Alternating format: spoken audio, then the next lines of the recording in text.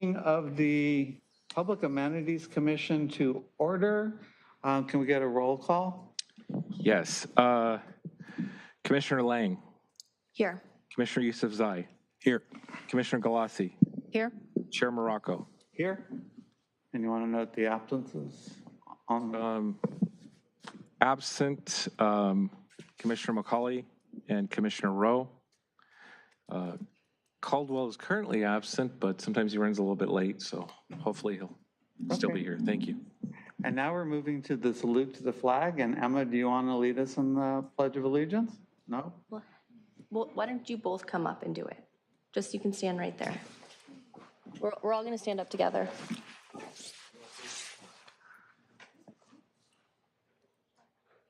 All right, start us off.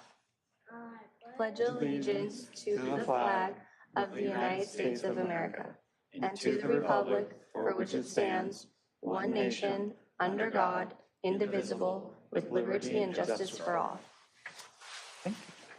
Thank you for doing that. Next time you can see if you can get to be part of the city council introductions as well. Okay, so we did that. Can we get a motion to approve the order of the agenda? And just for the record, Commissioner Caldwell is here. Duly noted. Okay, can we get a motion to approve the order? Does anybody want to change it? I move to approve the order of the agenda. Is there a second? A second. Okay, I'm going to try something different. Can we get a raise of hands of how many people are a favor of approving the order of the agenda? Anybody opposed? No abstentions? Okay, so that passes.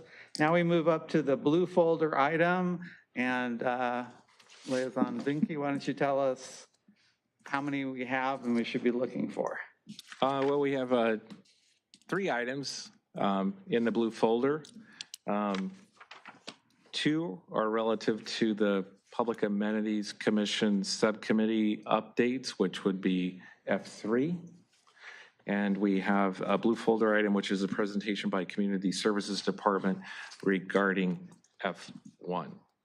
Okay, can I get a motion to? Sorry, I'm sorry. Excuse me? I'm sorry, I got the order wrong. I was too confident. The 2 subcommittee reports are L3, and the presentation is L1. Thank 3 you. items. Thank you. Can I get a motion to receive and file the blue folder documents? Motion to receive and file. Is there a second? Second. Okay, all those in favor, raise your hand. Okay, all those opposed, raise your hands. And okay, so it's everybody that's unanimous on it. Now we go to the consent calendar. And does anybody wish to pull anything from the consent calendar? I'll start with you, Commissioner Galassi.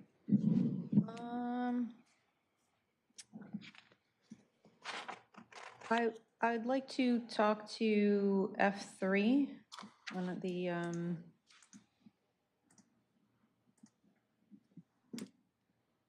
the updates, except that I don't see them. Okay, F3. How about you, Commissioner Lang? No, there's nothing I'd like. Commissioner Yusufi? No, I'm okay, thank you. Commissioner Caldwell? I did have a question regarding the minutes from October 13th, but I can ask those offline, and I'm okay to approve them. Okay, well, I'm going to actually pull all the minutes. So if I can get a motion to just approve item F1 on the consent calendar. So moved. Is there a second? Second. Any public comment? There are no public comments. Okay, all those in favor, please raise your hand. All those opposed, say no or raise your hand. Okay, so it's unanimous again. Why don't we start with the minutes since it's F2 and and we did receive the library director's report as part of that. Okay, great. Why don't we go to the minutes, and I'll make this as brief as I can.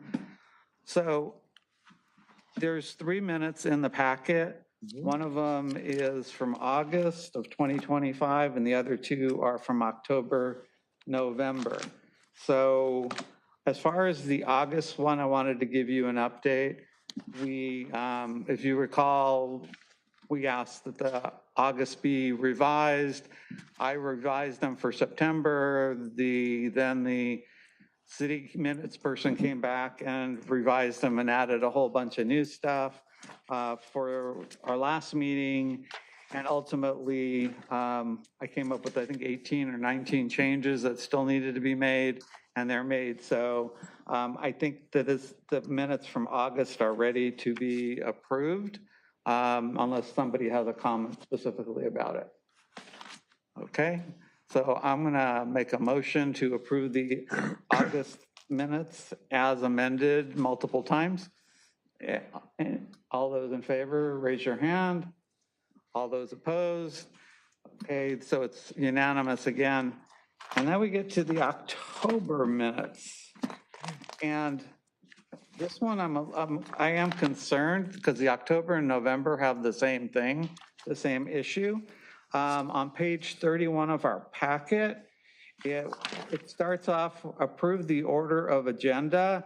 The motion carried 5-0-2 with Commissioner Caldwell and Yusufi absent. So we only had 5 votes. So there's an indication that there's 2 abstentions. There isn't. It should be 5-0.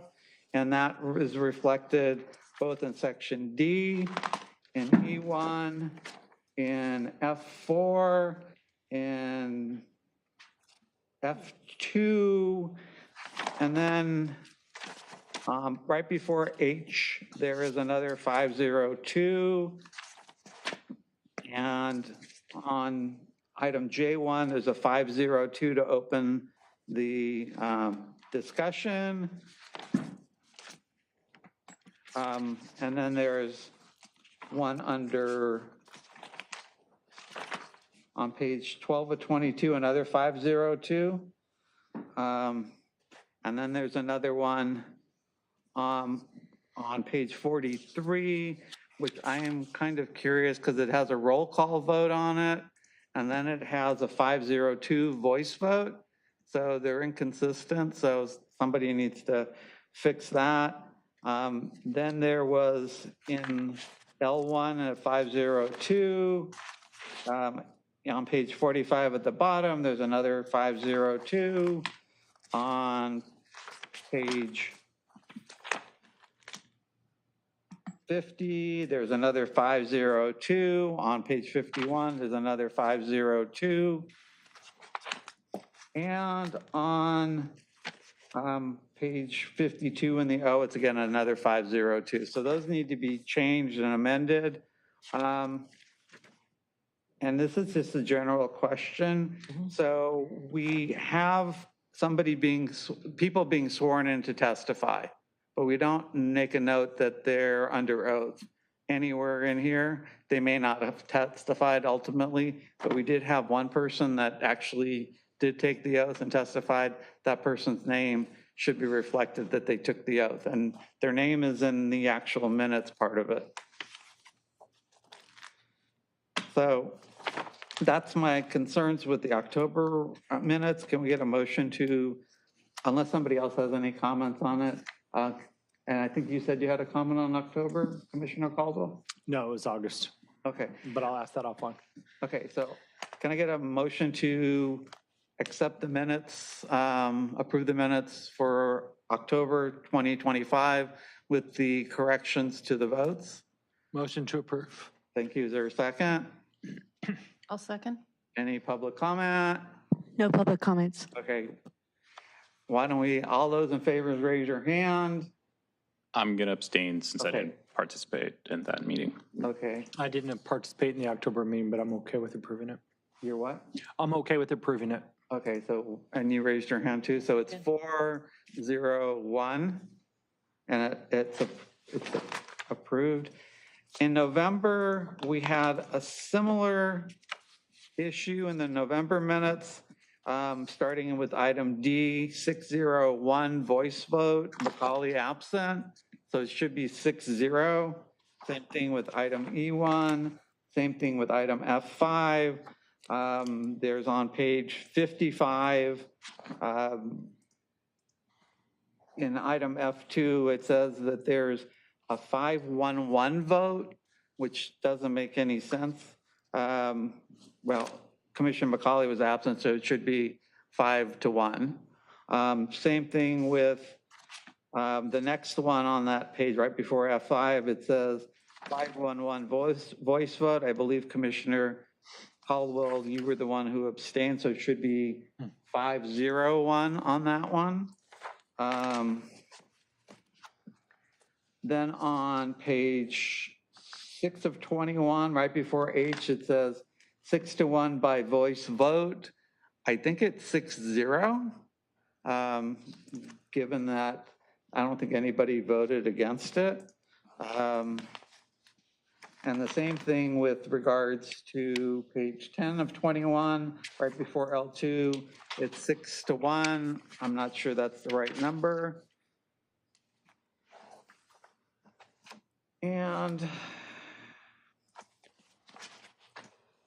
then we go to page 14 of 21, right in the middle of the page, it's 6-1. I'm not sure that should be 6-0.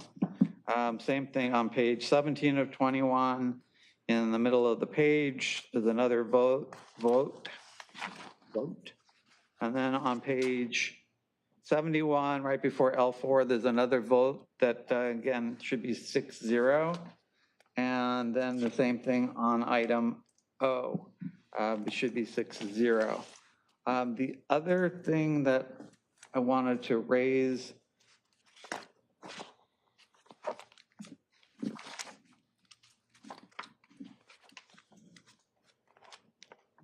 November. On the middle of page 63, it says Community Development Director Mark Weiner responded that he was not sure, needed to get back to the commission with an answer. It needs to be clarified what he's getting back to us with. And okay, you can see that minutes are kind of something I do take as an important thing.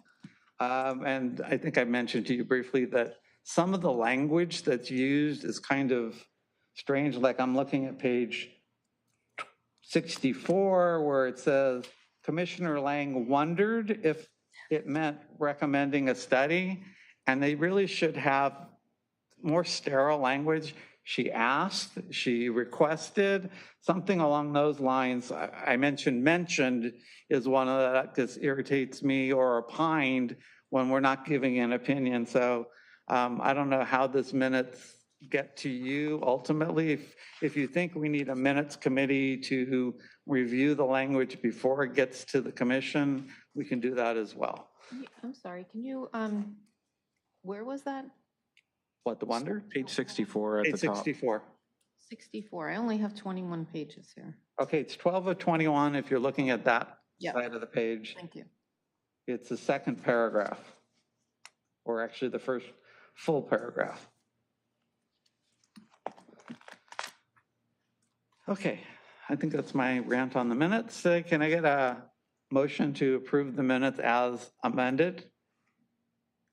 Motion to approve the minutes as amended. Okay, is there a second? Second. Okay. Any public comment at all on any of these minutes? There are no public comments. Can I get a show of hands? All those in favor of approving the minutes, raise your hand. Okay, anybody opposed? Abstain? Okay, so it looks like it's unanimous again. And if you can relay to the minute secretary, I know you said that she watches the thing, but the vote count is really important to the process. So that's our record ultimately, because not everybody's going to be crazy enough to watch the video all the way through. Okay, so now we get to F3. That's yours, Commissioner Galassi. Do you have any comments or questions or? Yes, this is on the Community Services Department. The report, the Historical Parks and Recreation Activities. And thank you for putting that report together. I was wondering if you could just expand a little bit on the Alta Vista pickleball project. I want to make sure that, the pickleball community has the most up-to-date based on our conversations. Sure. So just to kind of for foundational information, if you'll recall, the Alta Vista Pickleball Project includes resurfacing of all 8 of the existing tennis courts. In that process, one of those tennis courts will be restriped and become 4 permanent pickleball courts. So there will be 7 tennis courts and then 4 pickleball courts in that current space. And so what we have done through the work of the pickleball subcommittee, we've been working on some of the use policies. So we'll definitely have more on that, and probably here in the next few months or so. But on the staff side, we are working with the preferred vendor. The quotes that we had received, we received quotes from 3 vendors to complete that full scope.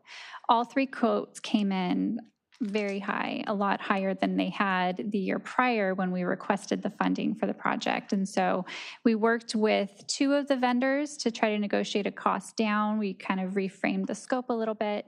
And then we were able to refine one of those quotes into a much more comprehensive project and a much more reasonable cost. Unfortunately, it was still over the price that we had originally allocated. Since then, our team has looked at several different funding sources. We thought we had one identified to kind of meet that delta. And unfortunately, that's kind of fallen through. We think we have identified another one within the past week or so, maybe 2 weeks. It does look like that one will pan out. I did receive confirmation through the state today that we should be eligible to use this project towards that. I do have a call scheduled with them to talk through the details of the project just to confirm before we go through the application process. So we're definitely making some headway, but unfortunately, the delay is just we have a little bit lack of funding. A secondary project to this is the purchase of the sound abatement for the fencing. That has been purchased and received by our Public Works team. So that will be ready for installation as soon as we start really moving forward on the project. And that will be installed by our team. So that can just be plug and play as soon as it's time to get that moving forward. So that's pretty much the quick update in a nutshell with that. And as I stated with the pickleball subcommittee with Commissioner Galassi, we've been doing a lot of work on the use of those pickleball courts, and we will be returning in a few months with some information on that. Thank you. Just as a follow-up question to that, do you feel that after the phone call, you'll have enough information to be able to proceed with an application? How long does the application process take? And you had explained to me that it was then a question of us not needing to wait for the money to come in, but that we would need to move forward with the project. If it qualifies, if we get the green check mark that it qualifies, then we move forward with the project, and then we get reimbursed for that delta that's missing. Is that correct? Correct, yes. Yeah. The money has already been allotted to the city. So the city has about just over $100,000 in Prop 68 funds that are eligible to be used in certain park improvement projects. Most recently, we used a larger portion of that money. Well, we had a larger portion to begin with, but we have moved it down to about $100,000.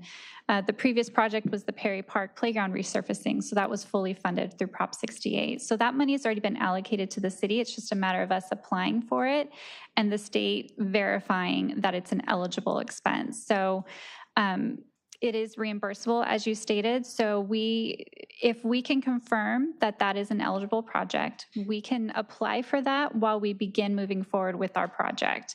The city will essentially just pay for that delta, and then we'll get reimbursed for it on the back end. So once we get that confirmation, we can pretty much start moving forward with that contract with our vendor to get that project moving forward.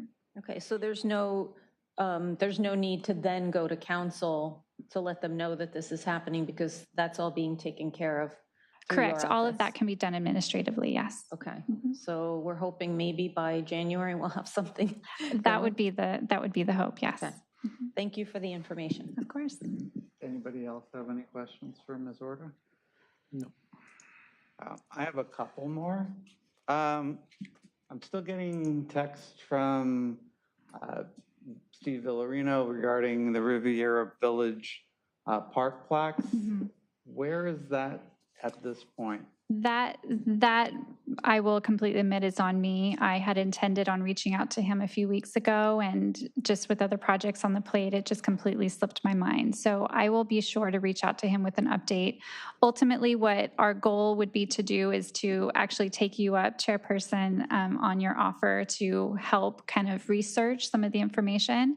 And so I wanted to send you our working draft of the language, and then see if you can help us verify the historical accuracy of it. And then from there, we can start moving forward with getting that produced. So I will reach out to Mr. Villarino this week. Okay, and then great. I'll follow up with you in the next week or so with the language. Okay, and the reason I'm also curious about that is because when we get to the committee reports, we're going to talk about the Ito Park sign, and it's going to kind of end up being in a similar spot where the person who's ultimately going to have the final say is going to be the community services director and her staff.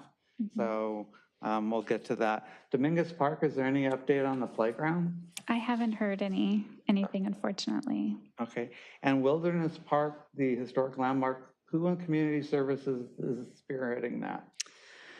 I believe our director is working on that, but I don't know that for sure. So I can check on that. Okay. Okay, any other questions?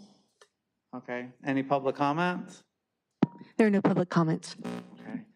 Can I get a motion to receive and file item F3 related to the Community Service Department Parks and Recs activities? So moved. Is there a second? I'll second. Okay, all those in favor, raise your hand. All those opposed? Any abstentions? Okay, so it's unanimous again. I'm hoping next time I don't have to go to the hand count, so. Okay, so now we move on to public participation in non-agenda items. This is the section intended to provide members of the public with the opportunity to comment on any subject that does not appear on the agenda for action. The section is limited to 30 minutes. Each speaker will be afforded 3 minutes to address the commission. Each speaker will be permitted to speak only once. Written requests, if any, will be considered first under this section. Or do we have any written requests? There are no e-comments and there's nobody online. Does anybody in the audience would like to address this commission?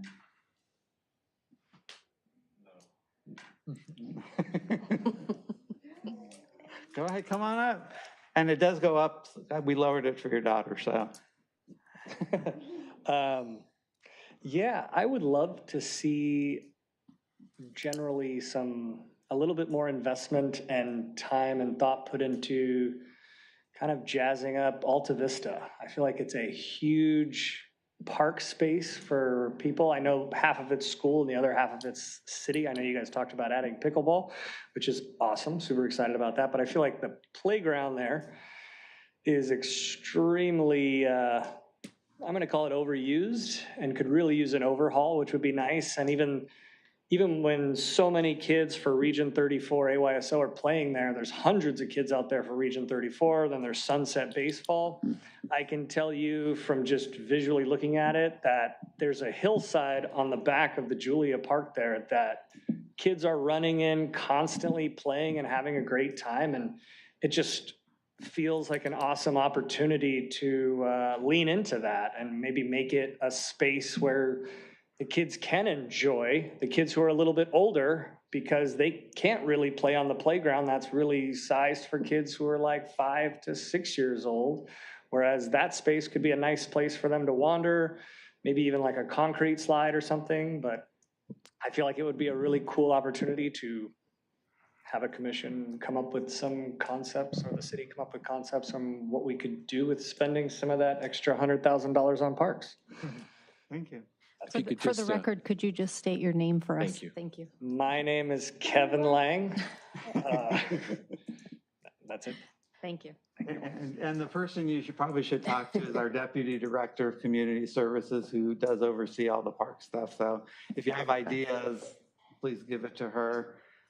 By the way, does the park still flood? Have they fixed that problem? I believe they did. I don't think there was any flooding on that last major storm, so I think we've been able to fix that. Okay, thank So you. separate, before I walk away, separate note, the grass field at Julia, I wouldn't say flooding, but I definitely feel like the guys who water it don't necessarily time it with like weather. So I think it still gets water when it, anyways. Okay. Thank you. Thank you. Okay, anybody else want to address the group? We'll give you another opportunity to come down here and say something. Okay, and you said there's nobody online. There's nobody online. There are no e-comments. Okay, so we're going to conclude the public participation on non-agenda items, ex-parte communications. I don't think we have any public hearings on for today, so we've gone through that. And now we're on item K, items continued from previous agendas. I don't think we have anything there. No. Okay, so we're moving on to item L, items for discussion prior to action. And the first thing on the agenda is a presentation outlining Community Service Department Division programs and activities under the purview of the Public Amenities Commission. I believe that's one of our blue folder items, so you should be able to find that there. And I think you have extra copies if we don't. Go ahead. Thank you. So I do have the presentation. I'll put it up. Thank you. So yeah, I apologize. We had received the presentation so late in the day today. That was not the intention, but we just weren't able to get it finalized until this afternoon. So, but as it is, as we did mention, it is included as a blue folder in the agenda, and we'll go through it now. So before I jump into some of the details here, this is in response to the commission's, I believe it was last month or the month prior, requested some kind of higher level information regarding our department, including potentially some budgetary numbers. So this is our kind of first effort at giving you some of this information. And I'll try and walk you through. I'm definitely not going to go through it into super detail, especially some of the numbers, but it's here for you if you have some additional questions. My goal is really just to give you a super high level overview of our department, our various divisions, because sometimes they don't really meld together. It's kind of an interesting mishmash of different divisions, but we do work together as one department. So, and as I go through, I will highlight the items that are under the purview of the commission. So on this first slide, this just gives you a general overview of the 4 divisions within our department. We have our transit services, culture and performing arts, our housing authority, and recreation. And under each one are just very general overview of each of these divisions. The ones that are in red text are the ones that fall under the purview of the commission. And so as we go through, if you have any questions on some of these, please feel free to let me know. I will most likely just focus more on kind of my verbal updates for the cultural and recreation items, as those are the ones that are under the purview of this commission. But like I said, if you have any other additional questions, please let me know. But just to give you some kind of foundational information here, our transit services is essentially our Beach Cities Transit, otherwise known as BCT, and that runs through Redondo Beach, Hermosa Beach, Manhattan Beach, and parts of El Segundo as well, all the way up through LAX. And so our team manages that entire route system and bus system, as well as the Wave Dial-A-Ride. We do have our transit center that our team oversees all of the contracts and management of that facility as well. And so transit services for the beach cities, at least through Beach Cities Transit, is done in-house by by Redondo Beach staff. Our Culture and Performing Arts division, they obviously oversee the Performing Arts Center, as well as Heritage Court and the Historical Museum. So Heritage Court includes the Morrell House and the museum. We just itemize the Historical Museum on here because that's the facility that our team directly oversees. The Morrell House is directly overseen by the Historical Society. Our third division is the Housing Authority. They run our Section 8 housing, as well as our HUD and CDBG funding management. And and some of our additional housing services for our homeless population on a peripheral level. And then our recreation division is by far our largest division and the one that is most closely tied to this commission. It includes all of our programming for all ages, youth, seniors, adults, all of our parks and facilities, special events all run through this team, all of our classes, camps, and leagues. So if you see our quarterly newsletter, all of those activities are managed and performed through our recreation division. They also oversee passport services, but that isn't under the purview of this commission. But again, just so you can see the kind of full breadth of tasks that our team overall works on a regular basis. And so just to kind of show it to you in a different kind of view, this is our department's organization chart, and the numbers that are next to each one of these, so this is based off of our full-time employees.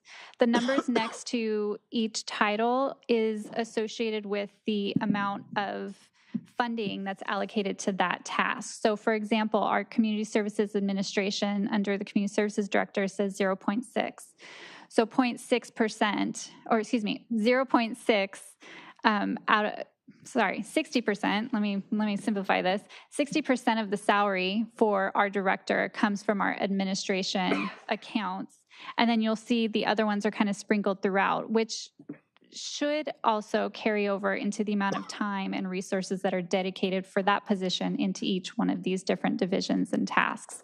So this is pulled directly from our budget book. That's why it's a little bit more detail. I probably would not have included the numbers here, but I do think that there is a little bit of helpful information in at least showing the commission that our team is a little bit spread out a little bit. So you can see from my position, the Deputy Community Services Director, half of my salary is through our administration. So about 50% of my time is spent on administration of our department.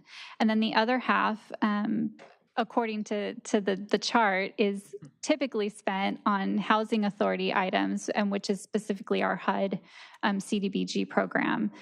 That doesn't preclude myself or any other position to kind of go into any of these other areas on certain projects. Our team is definitely really crosses over into all of these different areas. And so you can see here, all of our teams have various full-time teams that work underneath them and for each of the tasks on here. I won't go into too much detail here, but I think this was a different opportunity to look at it visually and see kind of how it lays out within our department overall. This is tied directly to the budgetary breakdown of our department, and we'll get into the numbers in just a minute, but you can see here our housing and transit divisions definitely have the largest budget. Both of those are federally funded, and so those do not pull any general funds for the support of either one of those divisions. The administration, cultural and performing arts, and recreation divisions are pulled from our general fund. So those are the smaller pieces of the pie. And like I said, we're not going to get too far into the numbers. I obviously give you a bit of a general overview. All of these numbers can be pulled directly from our budget book. So if you do have any other additional information or questions, please let me know. So for our transit division, just to kind of add a little bit more flavor into the pie chart we just saw, the total transit budget is just about $7.5 million, just over $7.5 million. And you can see the breakdown there between personnel, maintenance and operations, or M&O, our internal service fund allocations, and then other financing uses. And so all of the slides that we go through will have pretty much these four categories. A lot of them only have three, but just wanted to point that out as we go through here. And we kind of talked a little bit about what our transit division does, but you can see some additional information on here of some of the regular tasks that they do and their responsibilities. Our housing division is just over $9.5 million. This is really because they manage our Section 8 housing, so they do rental assistance programs, and so that's where a bulk of this money does go to, which falls under the maintenance and operations section for here. And I won't get into too much here because the housing isn't part of this commission. And here we'll spend a little bit more time, at least on the description of these areas. And so if you remember that org chart, the administration budget is $965,000. This is not just for two salaries. This does include additional salaries through the department. We have part-time employees, we have other full-time employees. And so I just didn't want anyone to see that $755,000 and think that was just split between myself and the director. It's definitely split between a much larger number of team members. We just didn't include all of those details here at this time. But this is kind of the overarching administration of our department. This is the larger projects, the day-to-day invoicing, payroll. I mean, it's kind of the more day-to-day administration items fall into this bucket.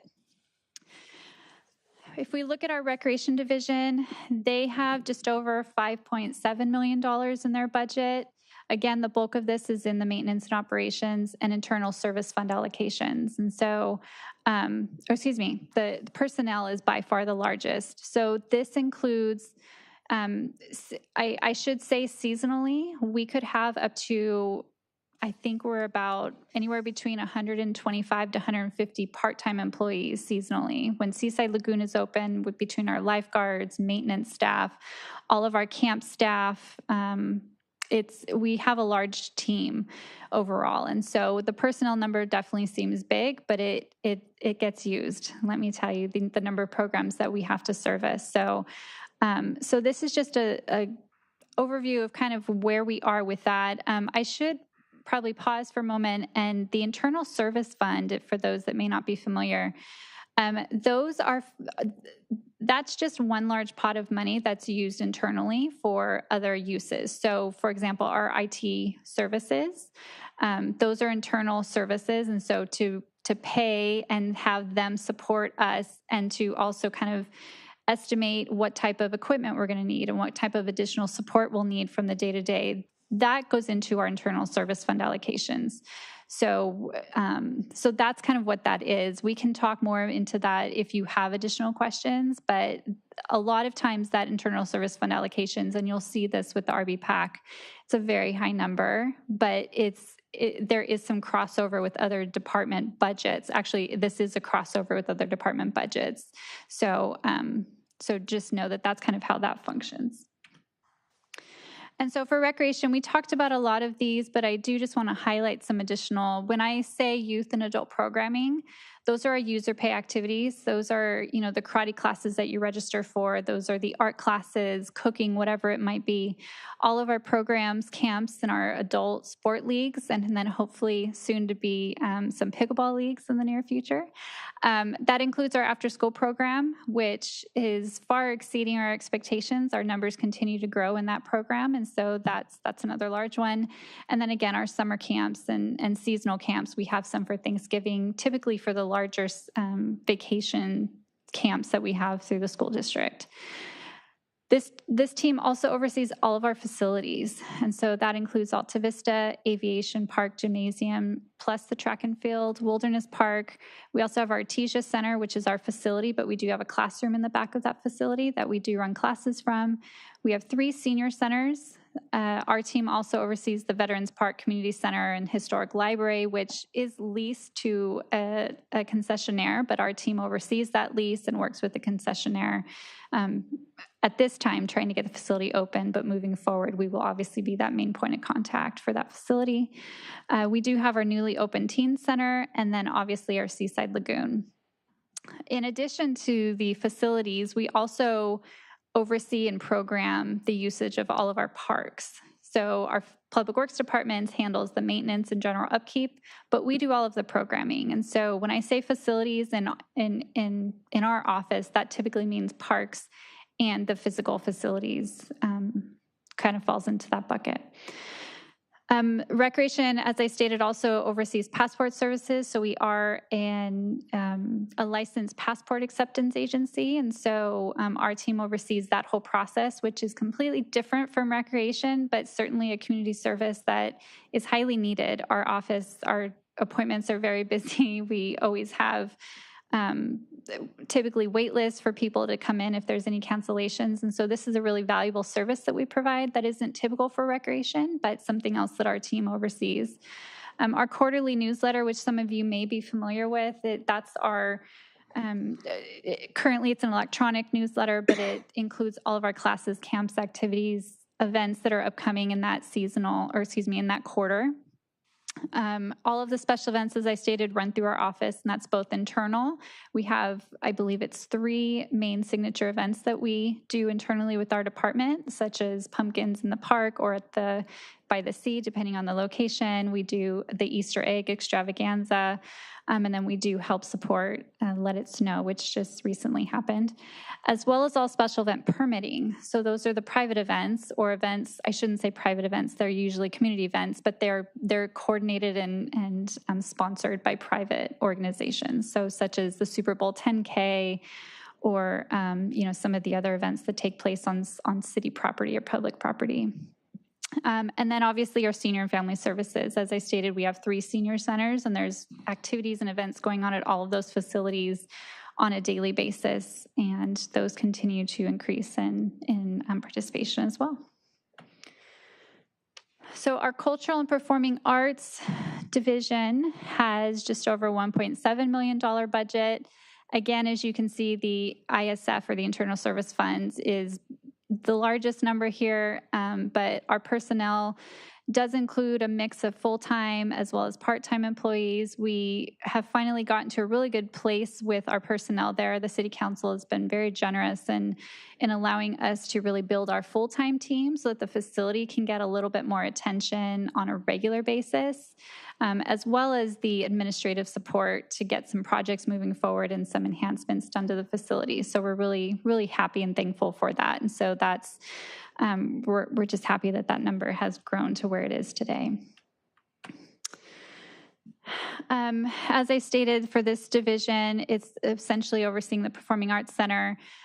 This is our manager here is Jack Meyer, who you have seen at the commission. He oversees our historical components to the city, and so he oversees the Cultural Arts Commission, or I should say, excuse me, he's the liaison for. But he directly oversees Heritage Court, which again is the location of the Historical Museum and the Morrell House located at Dominguez Park. So that whole little area with the Rose Garden and the fountain, that's considered Heritage Court. And so Jack is our main point of contact for that. And so he oversees the docents and the facility itself down there. And so for the purposes of this commission, Heritage Court and the Historical Museum and Morrell House fall under the purview of this commission. I do just want to caveat, and I know I quickly mentioned it, but the Morrell House is directly managed through a lease agreement with the Redondo Beach Historical Society. And so we don't directly do much programming there, but there is a lot of cross collaboration, and I think that's continuing to grow. I think that relationship has definitely grown over the past few years since I've been here, and so we're happy with that. And so when it comes to staff purposes, it's the Historical Museum and Heritage Court that we directly oversee on a day-to-day, but have a lot of collaboration with the Morrell House team. So with that, unfortunately, Jack is ill tonight, but he wanted to be here tonight to give you an update on the museum. Him and his team have put a lot of work into the facility over the past year, and he put together some slides here to show you some of the work that they've done most recently, as well as some of the improvements they've done throughout the facility. I'm probably not going to do it the justice that Jack would have done it, but I'm going to try and go through these slides just to share some of this work that he's incredibly proud of. And so this is the Halloween event that the Historical Museum and Morrell House hosted. These are photos from inside the Morrell House. If you have never been in there, I definitely encourage you to go. It's actually very well done. And so what they did some decorations, obviously opened their doors to the community. They did a Halloween contest, and as well as had treats for all of the visitors. And so these are just some photos of our president of the Historical Society, I believe, Christina, as well as some of the decor throughout the building. And these are our 2 docents at the Historical Museum. This is Tony and Katrina. They, since they have come on board, have done tremendous work and really trying to streamline and organize and really move things forward in the museum. And we'll talk a little bit more about that, but we wanted to have a moment to kind of highlight them and thank them. This was them at Halloween. They came a bit dressed up, and so we appreciated their enthusiasm for the event. And so some of the improvements that have been done is they have really looked at some of the existing display cases throughout the building and tried to clean, reorganize them, and tried to make them kind of flow a little bit easier for ease of viewing. And so these are just some quick samples of the exhibits throughout that they have worked on and kind of reorganized and redisplayed. It's kind of hard to go too much detail here because the pictures are pretty small, but if you ever have a chance to go, it's definitely been a big improvement on really making these displays pop a little bit more. Something else that they've been really happy that we have been able to do is this flip panel. If some of you remember, a long time ago in the stores, they used to have the latest posters and these kind of flip books that you kind of go through. I don't think they have them anymore. We had one of those in the museum, and this was obviously to display newspaper articles or other types of flat material. And so some of those flip boards were old and deteriorating, and so we were able to replace as well as clean up some of the items that were inside and essentially reorganize some of it, again, to make it visually look a little bit cleaner and make the information flow a little bit. There were also some missing panels, so we were missing out on opportunities for additional display room or display space, and so they did some work there to further enhance that system to use it to the fullest capability.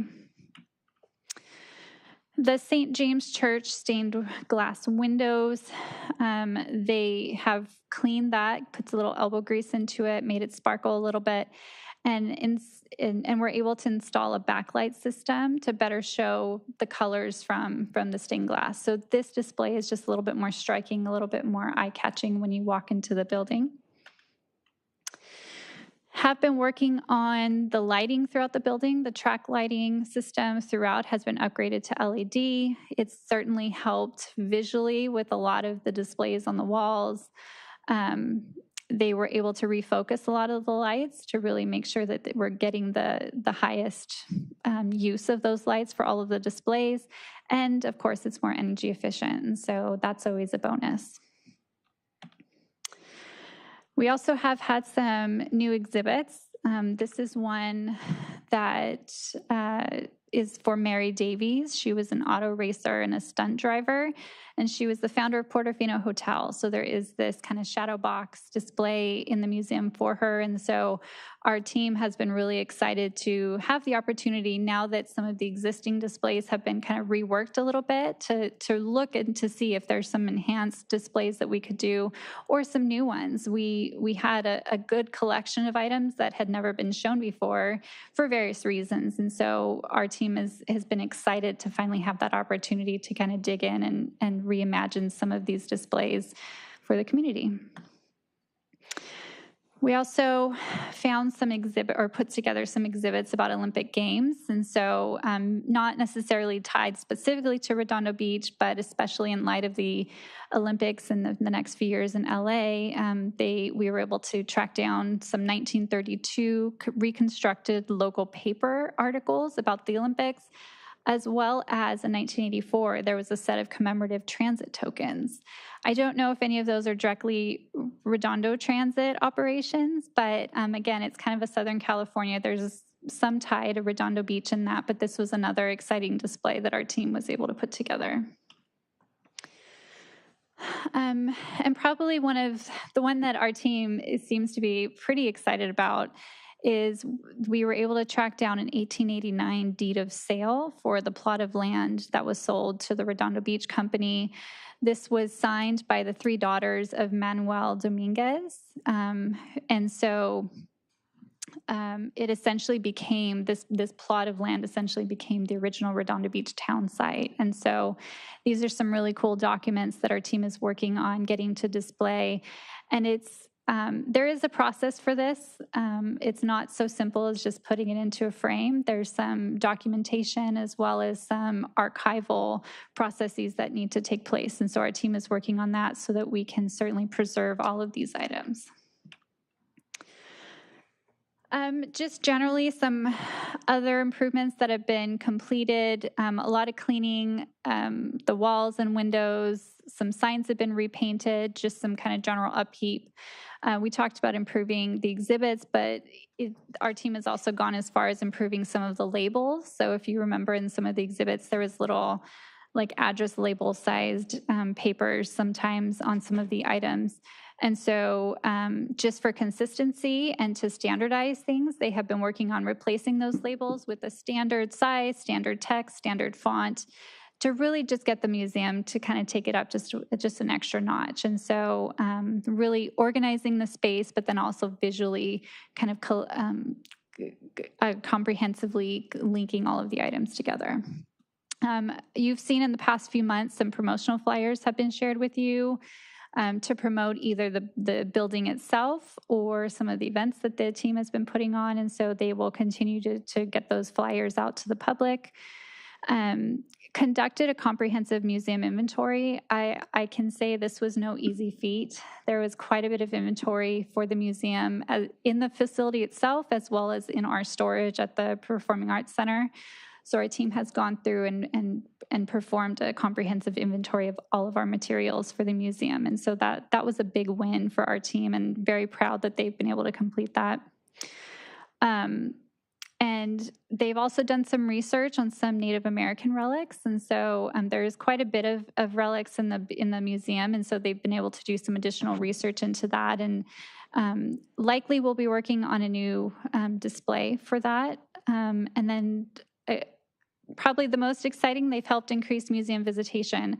All of this work would be for nothing if we didn't have members of the public come in and enjoy these materials. And so they'll continue to move forward, do all of their efforts to try to get that facility known and to get as many people into it as possible and to enhance it in any way that we can.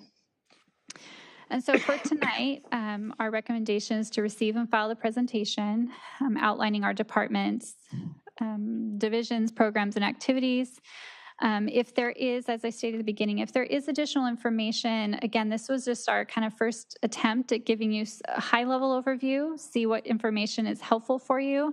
I know this commission, while it's now been seated for a few months now, almost a year maybe just a little over a year, we're all still trying to figure out how best to approach the different arms that this commission has. And so I'm happy to help provide any additional information, clarifying information, either tonight or even at subsequent meetings if some additional follow-up is needed. So with that, I'm happy to answer any questions you may have. Commissioner Palmer, do you have any questions? No questions other than a comment that it was a great presentation. Thank you. A lot of work's been going on. Commissioner Yusufi? I don't think I want to request internal service funds line item budget. Thank you, Kelly. I appreciate it. Of course. Commissioner Lang? I have a couple of questions. Also, I agree. It's a really nice report, and it was really gave a lot of context to what your department does. And I actually had no idea that half of your time is spent on housing. So that puts a lot of things into perspective. I did notice the flyers out front for the museum yesterday, and they really caught my eye. So that's working. Are the docents volunteers? Is that? No, okay. they're paid employees, Okay. part-time. And then, so I don't know if this is off.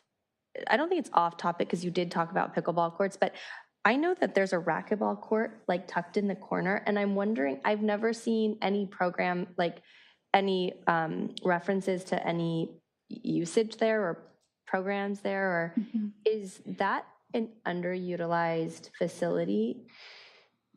It's been a while since I've looked at the usage rates of there. I can say it's used regularly. I don't know if it's always in use, but there is quite a bit of use in that facility. But I don't have the specific data in front of me to say what that usage rate And is. it's only racquetball? I know they used to vote there, but that was like a, Yeah, that's a separate facility. So racquetball is a completely different building tucked in the corner. yes, that's what I was yes. referring to. Yes. Okay. Yeah, it's just racquetball in there. Okay. Mm-hmm. Oh, are any of the classes that we offer subsidized, like the recreation classes? No, none of them are. Do they pay to rent out, say, like the Alta Vista, like for, say, line dancing? Do they have to pay for that, or is that something that the city provides that space so that class can happen? So we do it through a contract program, and so the instructors are under contract with the city. The city takes all of the registration, so the instructors are not allowed to accept any registration directly. All registration runs through our office, and then when the class is completed, we send a payment to the instructor for 70% of registration fees collected. So the city's portion is 30%. The instructors do not have to reserve the space. Essentially, their payment for using the space is the 30% to the city for that time. Okay. I think that's it. Yeah, thank you. Commissioner Galassi, do you have any questions? Yeah, 1 minute. Thank you. Great questions. I, too, was wondering about that facility in the corner, what it was being utilized for, if it was still being utilized as racquetball courts. Okay, that answers that question. Regarding the historic library, I had a question on that because I met with Mark Weiner and Commissioner Rowe on where we started work on the preservation subcommittee work, and we are going to be doing an event that Mark thought that maybe we could possibly get into the historic library if it was available. I don't know how that works. So we want to do sort of like an outreach type of event for folks who have landmark designated homes. So I wanted to ask you about that. So the facility is not available for use right now. It is an active construction site. There is, as I stated, we have gone into a concessionaire agreement with a private company to manage that facility. Within that agreement, there is a term in there that does allow the city to reserve use of the space. We do have a certain number of dates that we can use per year, but we can use it for whatever city purpose we need. So that wouldn't preclude your event from taking place. We do anticipate the facility to be opened in next summer. So we're expecting about 6 months worth of construction, hopefully less than that, but that's kind of our anticipated timeline. So once the facility opens, we can then reach out if you guys have a select date, and we can reach out to the concessionaire to see if that date is available. If it's already been booked, that we cannot kind of bump that event out. So we are able to request, but only if it's available. That's helpful information. Is it possible while construction is going on, if this event were to happen in the spring, could we be outside in front of the library on the grounds there? Potentially. Okay. I do have to say that probably the largest portion of improvements, I should say, so by largest, I mean the most impactful on space is on the exterior, unfortunately. So we're adding an ADA access ramp on the front of the building. And so that will obviously make the front not very desirable for as a backdrop for anything.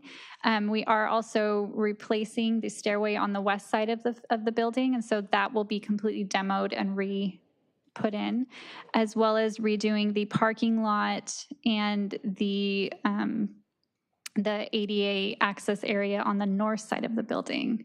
So really the only side of the building that is not going to be touched on the exterior would be the south side, but that's protected by the fig tree and the fence. So all that to say, there's a potential for it, but it really just depends on where we are with some of those exterior improvements. We just want to make sure that you guys are aware of what may be happening around the building at that time. This is helpful to know. That way we can think of things in that respect. Who creates the flyers? Is that your office? It's various members of our team. Yeah. Yeah, they're all produced in-house. The reason why I'm asking is because we need to redo our preservation flyers. Oh. So I was wondering if that's something that could be done in-house, or do we need to source elsewhere? Yeah, Okay. potentially, yeah. Okay. So it's, the presentation was fabulous. My only wish was that I could have had a little bit more time to digest the information before tonight, because it was really well done. There's a lot of things in here, thought-provoking information that I hope that, for example, I guess I didn't realize that the senior programming and the senior centers fall under public amenities. It's a city facility, yeah, so yeah. Okay. Mhm. At some point in the future, maybe we could agendize, understanding better the senior programming, but we'll talk more about that at another moment. Okay. So that's it for me. Thank you so much. Of course. I got a bunch of questions. Most of them are, you probably be able to answer. Are you still selling the Redondo Beach history book at the Artesia branch? Is that the postcard book that you're referring to? I believe so. I haven't heard that we've removed it. So Okay. yes, that should be still being sold. And the cable TV channel, do you guys run that? No. So we do who not. does that? Because I know you guys sometimes get slides for different programs that you're putting on in there. So is that something we come to you if we have an idea or something? You mean for information to post on the Yeah, like on say the we show? had the Halloween party and we wanted to put it on the television so people, is that something that goes through your office? I don't know exactly who directly manages it. We usually work through our IT department to get it uploaded, but I don't know if they work with someone else. But if you have an idea, please reach out and we can figure out who exactly. But I believe our main contact is the IT department.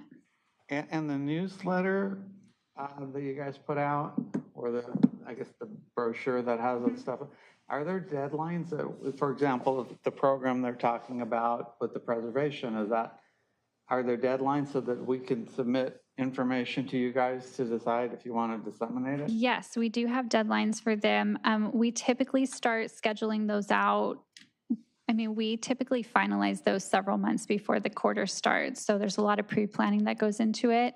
I would have to double check, but we used to have, and it may still be up there, I just haven't looked in quite some time, on our classes and activities webpage, there is a an annual schedule for our newsletter, and it'll say, information due from instructors on such date. And so I would refer you to look at that, the due date for information from instructors, because that is really when we need all the information that will be in the newsletter so that we can then work on formatting and figuring out how much space we need for everything. Okay. And this didn't come to my attention until recently, but I guess there's some expression of interest of having a farmer's market in North Redondo, and it seems like the space where the Artesia office is has a huge parking lot that used to be used for the walk around and stuff. Have you guys been approached about having a farmer's market up there? So I have not specifically at our building. Our director has been working with, I don't know who she's been working with, so I don't want to say the wrong name, but I know she has been working with other members of the city as well as potentially some community members in looking at spaces in North Redondo, but I don't know I haven't heard that our Artesia parking lot was part of that discussion. Okay. And the World Cup's coming next year, the Olympics in 2028. Is your department the spearheading department on that? The city manager's department is really the main point of contact for that. Our team is working on doing some watch parties for the World Cup at Seaside Lagoon. But as far as the overarching organization of the city's efforts for both of those events are managed through the city manager's department. Okay.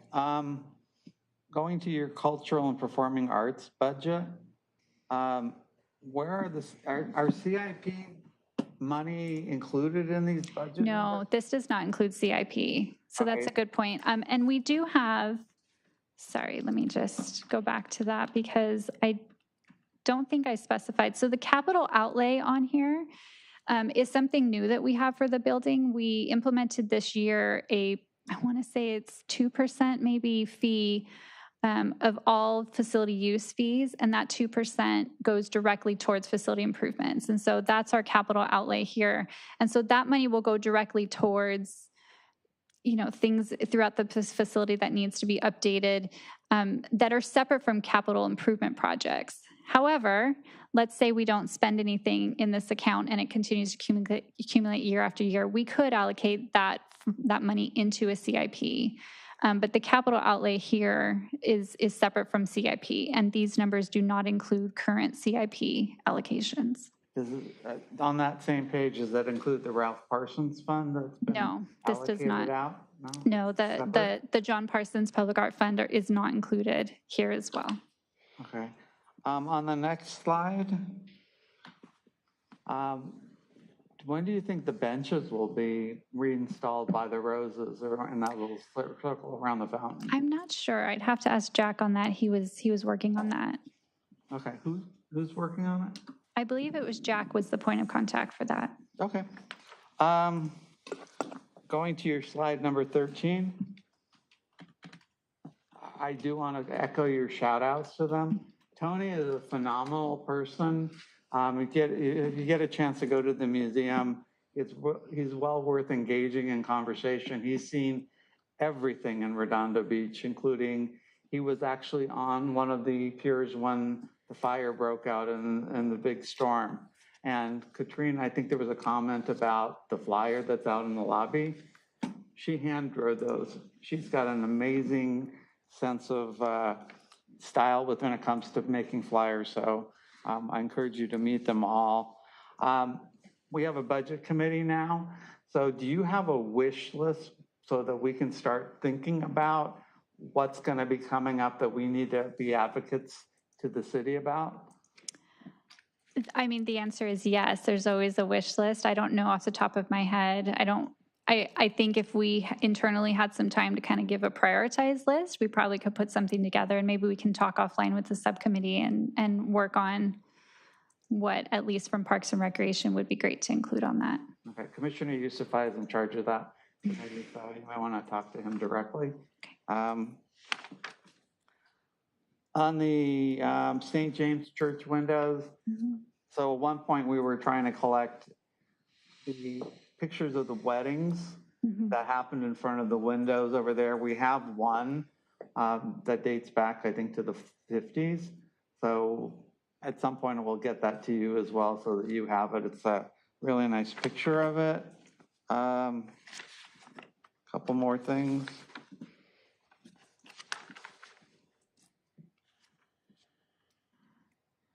On the subject of wish lists, I know we're now starting the Leadership Redondo period again, and they're always looking for projects. And if you have some projects that are either historical in nature or recreation in nature, they're always looking for stuff to do. And I don't think you have to worry about it in the immediate future, but I think probably about April, they'll probably be starting looking for projects. And by the way, the one slide that didn't get in here, I think this has been a tremendous thing. The museum has a street sign that's sitting on Ringe that lets you, Flagler, sorry, that lets you see that the museum's open. And I think that's actually contributing to people going there. And if all of you haven't been to the museum, I would encourage you to go. It's changed a lot. They've done a great job with it. So thank you for the presentation. Of course. Okay, so is there any members of the public who would like to ask questions about this item? Are you guys students? Yes. Did you need somebody to sign off on your, okay, you could have, yeah. You gotta wait till the end. No, you don't. They'll sign off on it. You don't have to stick until the end, but I appreciate the fact that you guys have been here. Are you giving him an out? I know. We always, it's like, some of our meetings go really long and they get the flavor of what we're doing, but they'll be the ones that are going to sign off on it. So They've made it this far. Yeah, and if you want to say anything, you're more than welcome to. Anybody online? There's nobody online. Okay, so can I get a motion to receive and file the presentation outlining Community Service Department's division programs and activity? I'll make a motion to receive and file. Thank you. Is there a second? Second. Okay, all those in favor, raise your hand. All those opposed? Okay, so we got unanimous again. Now we go to item L2, discussion and possible action regarding public amenities current and proposed subcommittee. So I hope you all had an opportunity to look at the composition as was presented. And the one comment I had is I thought that Commissioner Caldwell was on this Preservation Outreach Subcommittee, and I just wanted to clarify that you're still on it. I'm happy to do that. The only thing is that I'm limited to my work schedule. As you notice, I made it here the last couple of months at 6:31. Oh, okay. Maybe 6:32.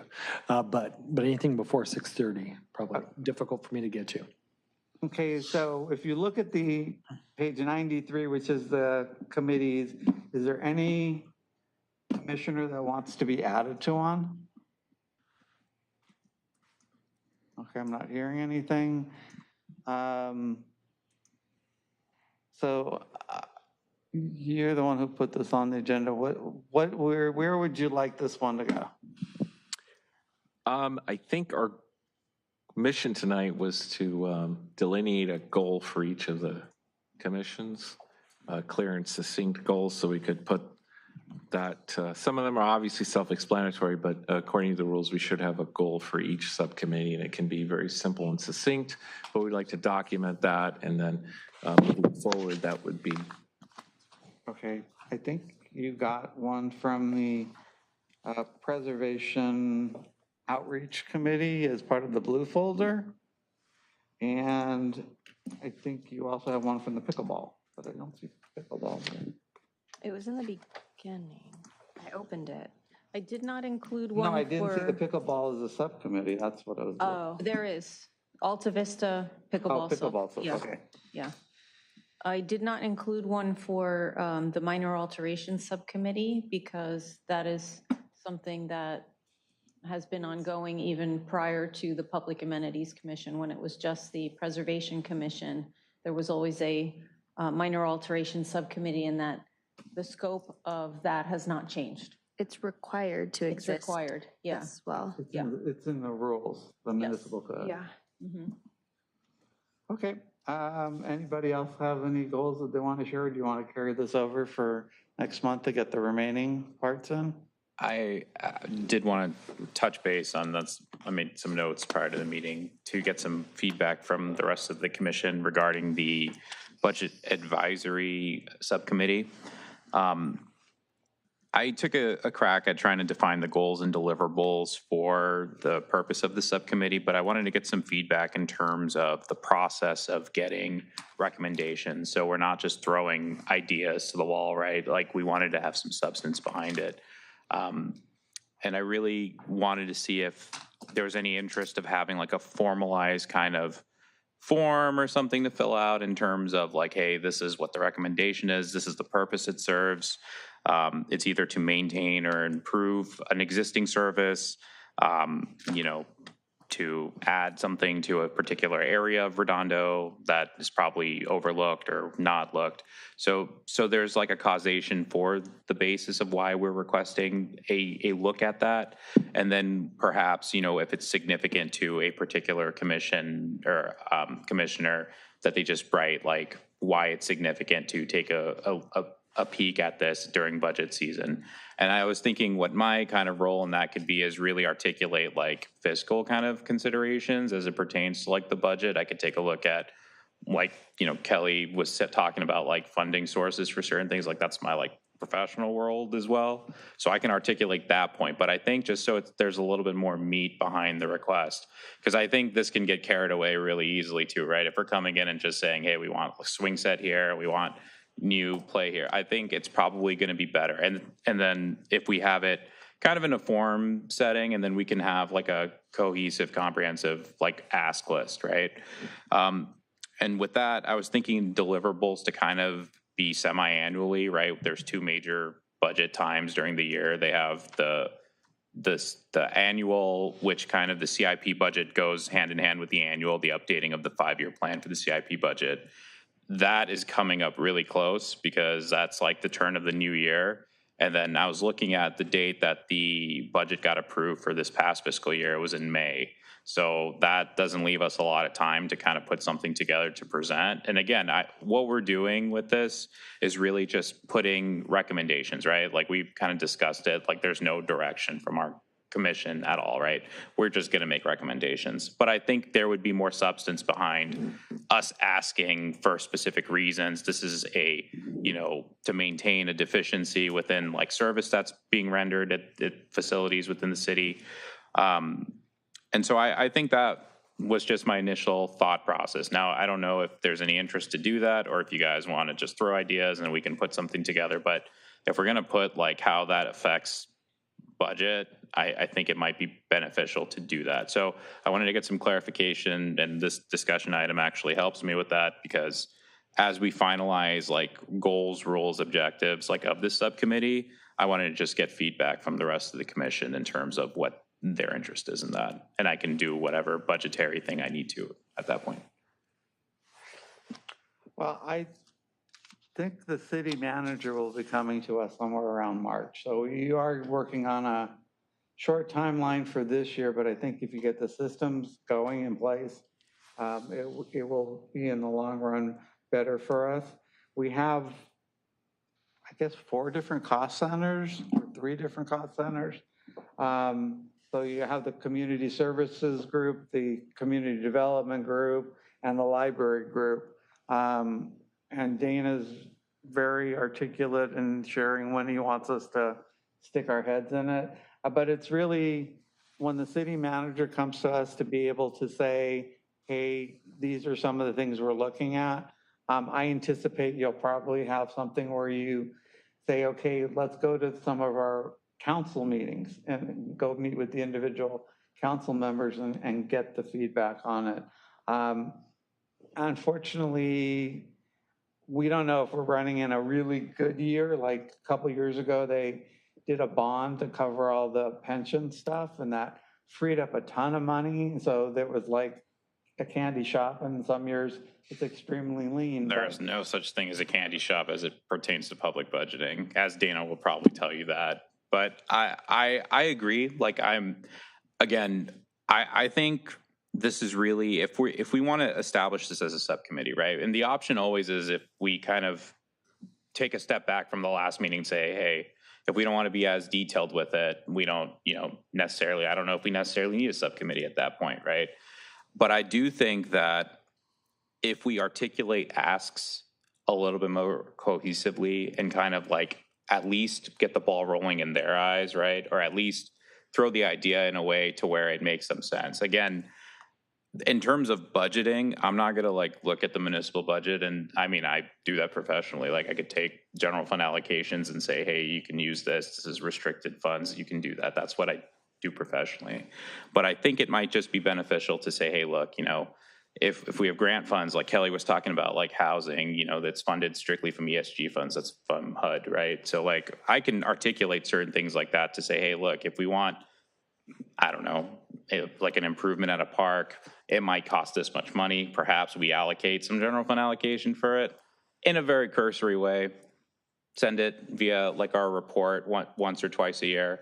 I would feel kind of comfortable with that, right? Like we're not going to get into like the line item dollar amount. That's what I was mentioning during the last meeting. Like I don't think we need to get to that precise kind of a presentation, but I think if we put some ideas and thoughts of things that we really want to see within the next budgetary cycle, we probably want to put it in a cohesive kind of form like that. And I was thinking about the timelines as well. So I wanted to get feedback this commission meeting to basically see if you guys wanted to do a form. I have like a form kind of drafted already. I need to finalize a couple things, but I didn't want to go through the hassle of completing it, and we don't want to agree to like having a form submitted with it. I could facilitate that to Dana, and perhaps he could facilitate, so there's no Brown Act violations or anything, he could facilitate it prior to the next month's commission meeting. I did have a subsequent question upon that if we're going to have a next month's commission meeting, but and then if, you know, over the next month or so, if there's any kind of feedback from any of the commissioners regarding projects they want to include in that twice a year report, I could start working on the budgetary component of that, and then perhaps present a draft prior to, you know, March, and then submit the final. Because again, we don't have a lot of time. Like, this is a December meeting. We probably have 2 meetings before this, if we're gonna hit budget time to remit this to the city manager's office. So they have sufficient time to at least take a look at it, right? Because again, that time comes very, very quickly. And they're gonna be making improvements to their 5-year capital improvement plan and their budget during that time. So if there's any capital projects that you guys want to take a look at too, and remember, CIP budget is different than your regular budget. So if there's capital planned, and not every improvement is a capital project, like, you know, again, so we want to present it accordingly.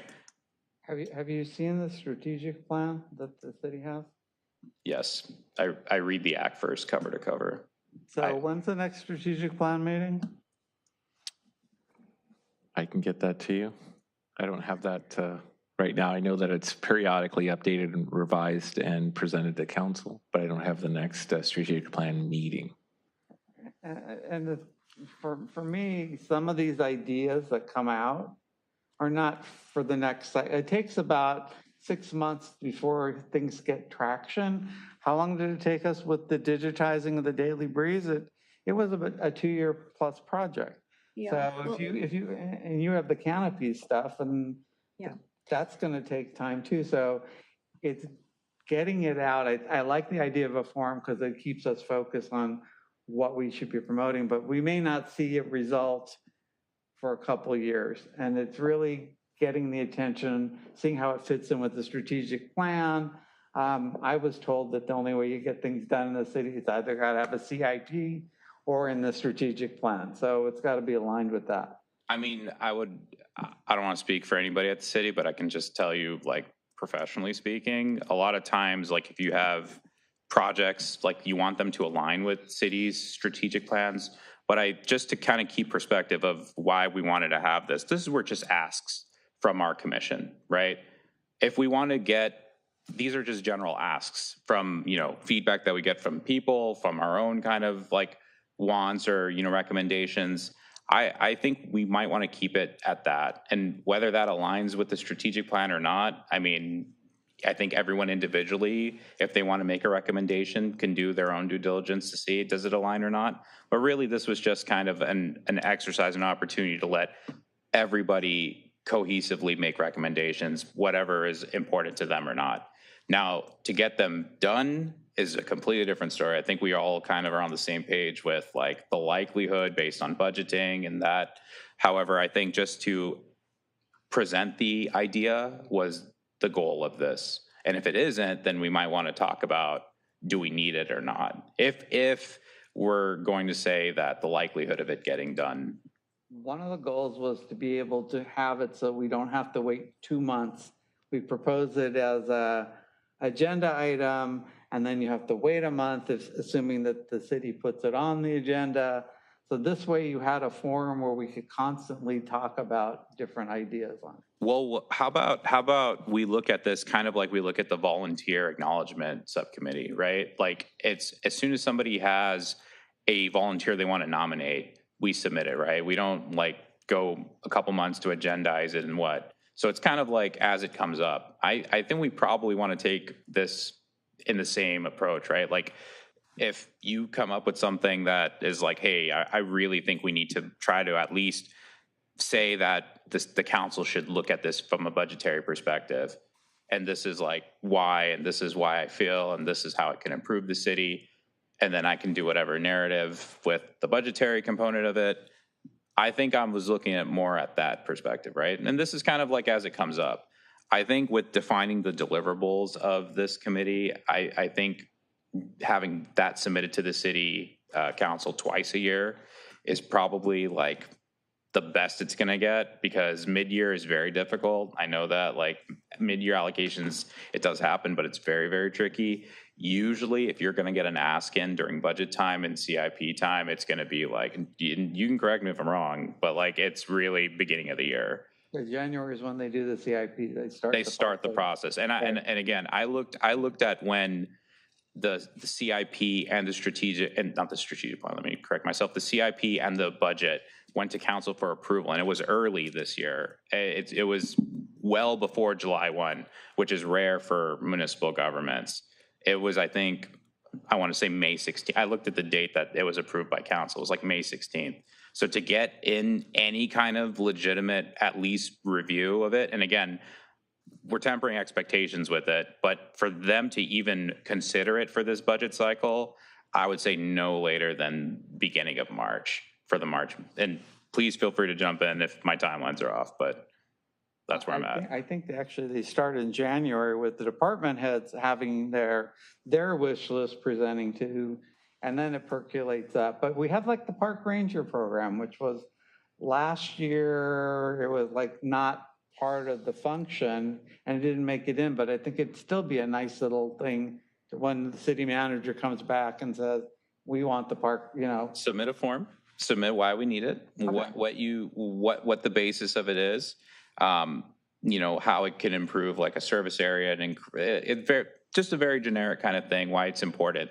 You can say why it's important to you personally, and then we can put something together, and then the cumulative collection of all the asks will be the final deliverable to the council. And I think that might be like the best way to approach it, right? Is that workable with you? Yes. All right. So what do you want to do as the next step? Just bring the form to us and let us look at it? Yeah, so what I think I can do, just for the sake of time too, because if I present something or we agendize something for the next meeting, then you guys need time to review it. Then we're talking about like February to start it. I think just for the sake of time and kind of understanding, like, I don't want to say urgency, but the timeline, if we're really going to submit this, we have kind of a short window with it. Perhaps I take a draft, I finish what I was working on as a draft. I can facilitate that to Dana. Perhaps, if we could facilitate it to the rest of the commission, take a look at it.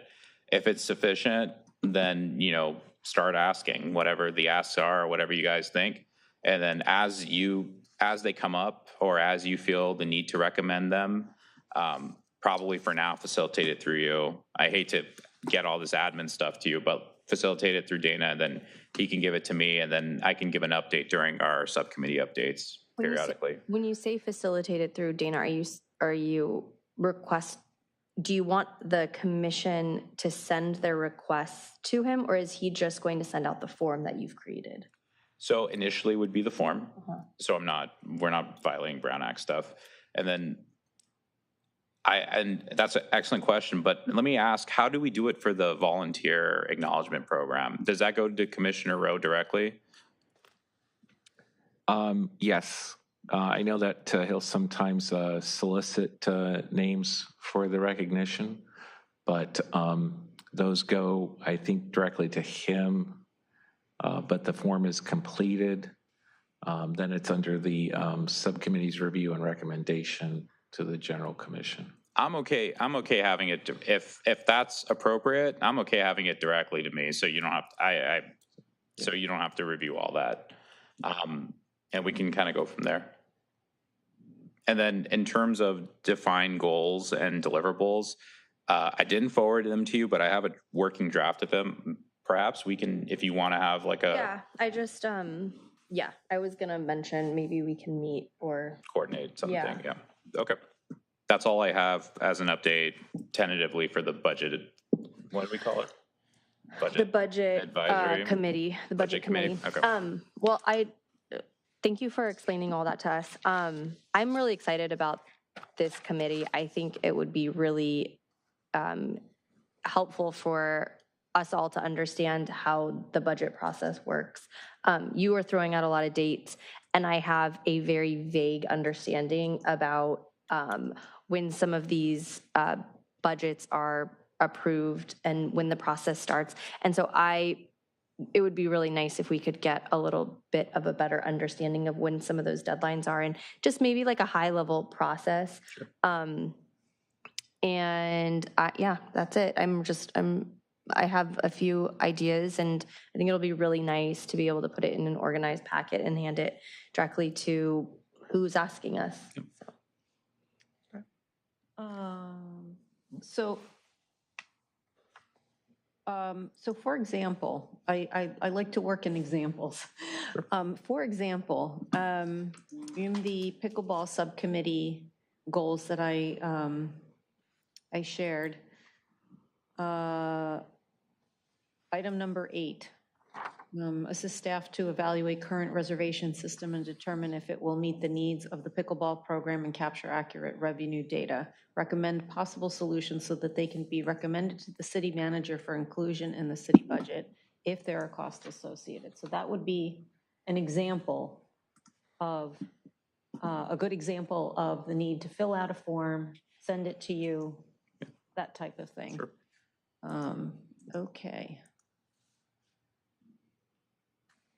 Okay. So why don't we vote to, L3 is similar to this, but I don't think we've dipped into that yet. So why don't we receive and file the reports that have been submitted and put it on next month's agenda as well? So we can finalize it. I'll make a motion. Okay. Is there a second? I'll second it. Is there any public comments? There are no public comments. Before we vote, can you repeat the motion? Sure, that we receive and file the reports that we have and that we agendize it for the next meeting as a continued item. Okay.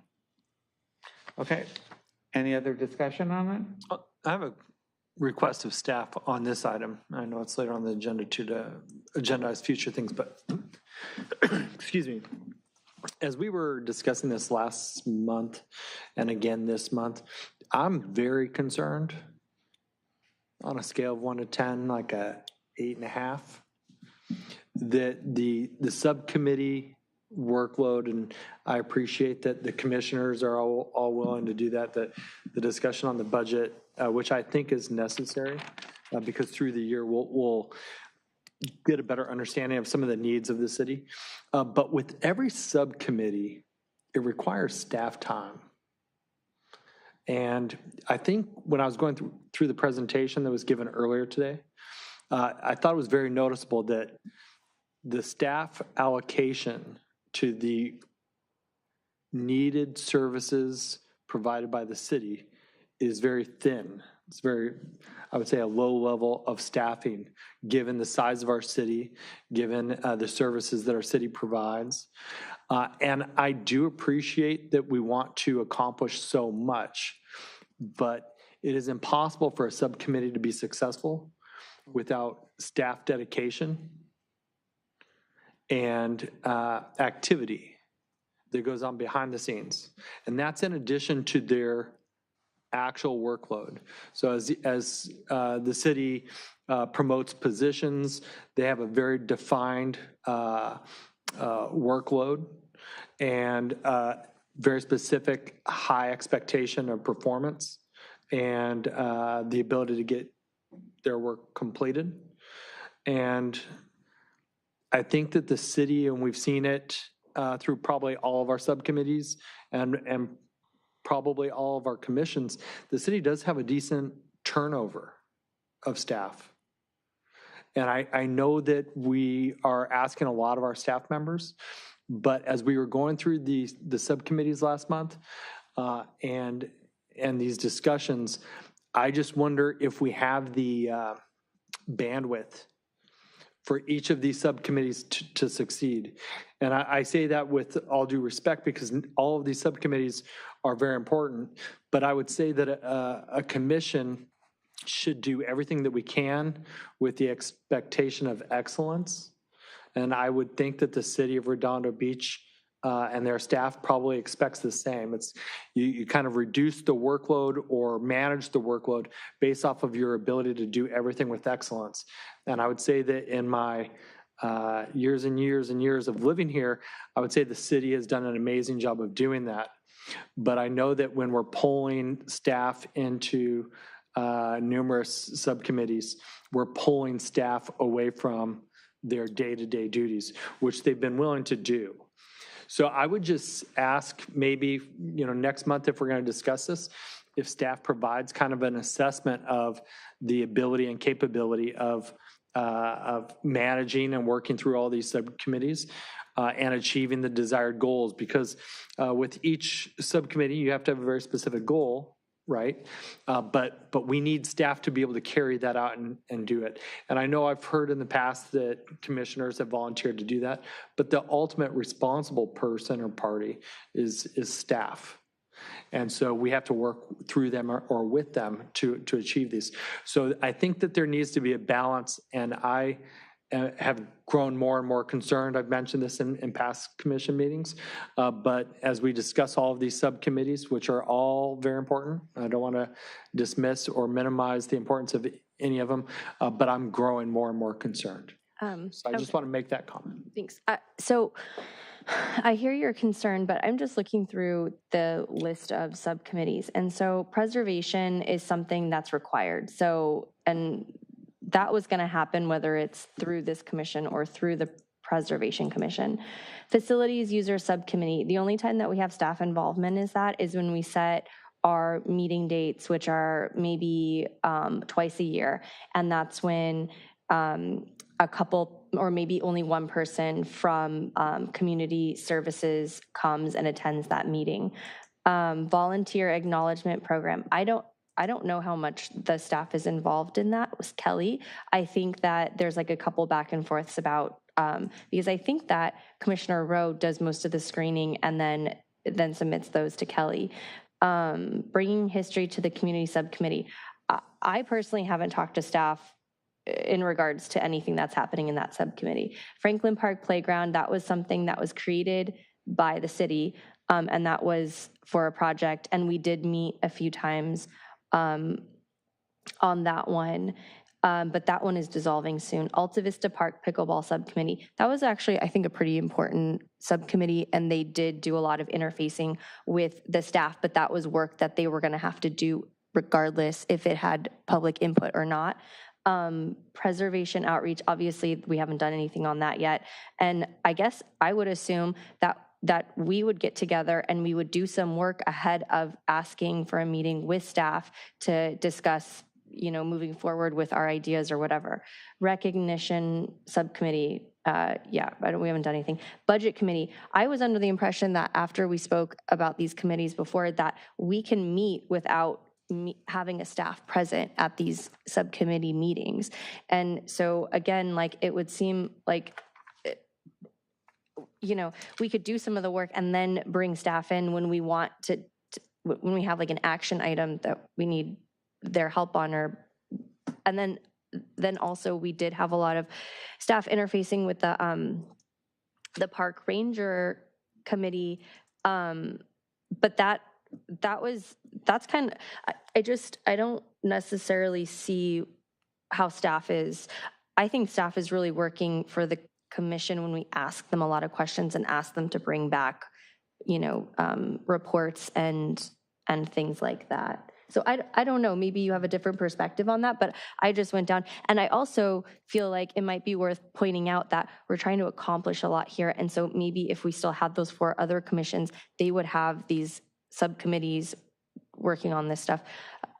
I don't know, maybe, what do you think of that feedback? Well, I would just say that prior to this on preservation, we actually had a dedicated staff member dedicated to preservation. The city no longer has a position dedicated. Actually, they do now. They have a consultant they're bringing in who's actually an expert from Laguna Beach, and I know that some of the stuff, he's actually being farmed out for some of the preservation stuff because he has the ability to not only do it, but teach the staff here who haven't done it before about all the stuff. So he's on contract. I just know that there's nobody in-house, and I know a little bit about the person leaving, and I appreciate your perspective, and I guess my comment was made to, I don't know what the bandwidth of staff is you kind of went through all the subcommittees and you said, yeah, it doesn't seem like that much work. My concern is that perhaps behind the scenes, maybe there's more work than we're aware of. And so I'm asking staff to come back and let us know kind of what the limitations are of staff. If the number of subcommittees that we've suggested is within their capability of doing it, again, with excellence while doing their work. And I don't know, that the answer may come back, sure. We have room for more. I guess I would like to know what the staff's involvement is from their perspective in some of these subcommittees, because if there's more work being done behind the scenes on a committee that I'm involved with and I haven't spoken to any staff, then I would love to know what work they're doing that they haven't, because it's not part of the the update, if they're,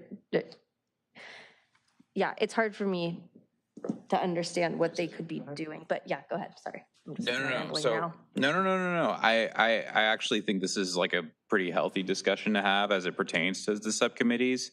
I just want to make the point of like, and you can always jump in and correct me, but I'm just saying this from my general kind of like interactions with like municipal government. Typically, like, let me kind of articulate this to our commission. I think there is a lot of staff workload, but I think it's not as much to the subcommittees as it is to just the general function of this commission, right? Like every agenda item that we ask to come back with like 10 questions is much more staff time than the time that it is to participate on the subcommittees, right? Like if we have an agendized item that we have 10 points to come back to, right? That's an agendized item. I thought you were talking about the minutes alone. I'm kidding. That's my point. It's a joke. So no, you're absolutely correct. I mean, certainly the subcommittees, it's a really intangible because they're at different levels and some are at different times and there's different requests. But just the commission alone, that was my speaking point. For my colleagues, depending on what's on the agenda, can definitely take. Again, we're happy to do it. We're happy to support the commission, but it would probably take overall more time than the subcommittees.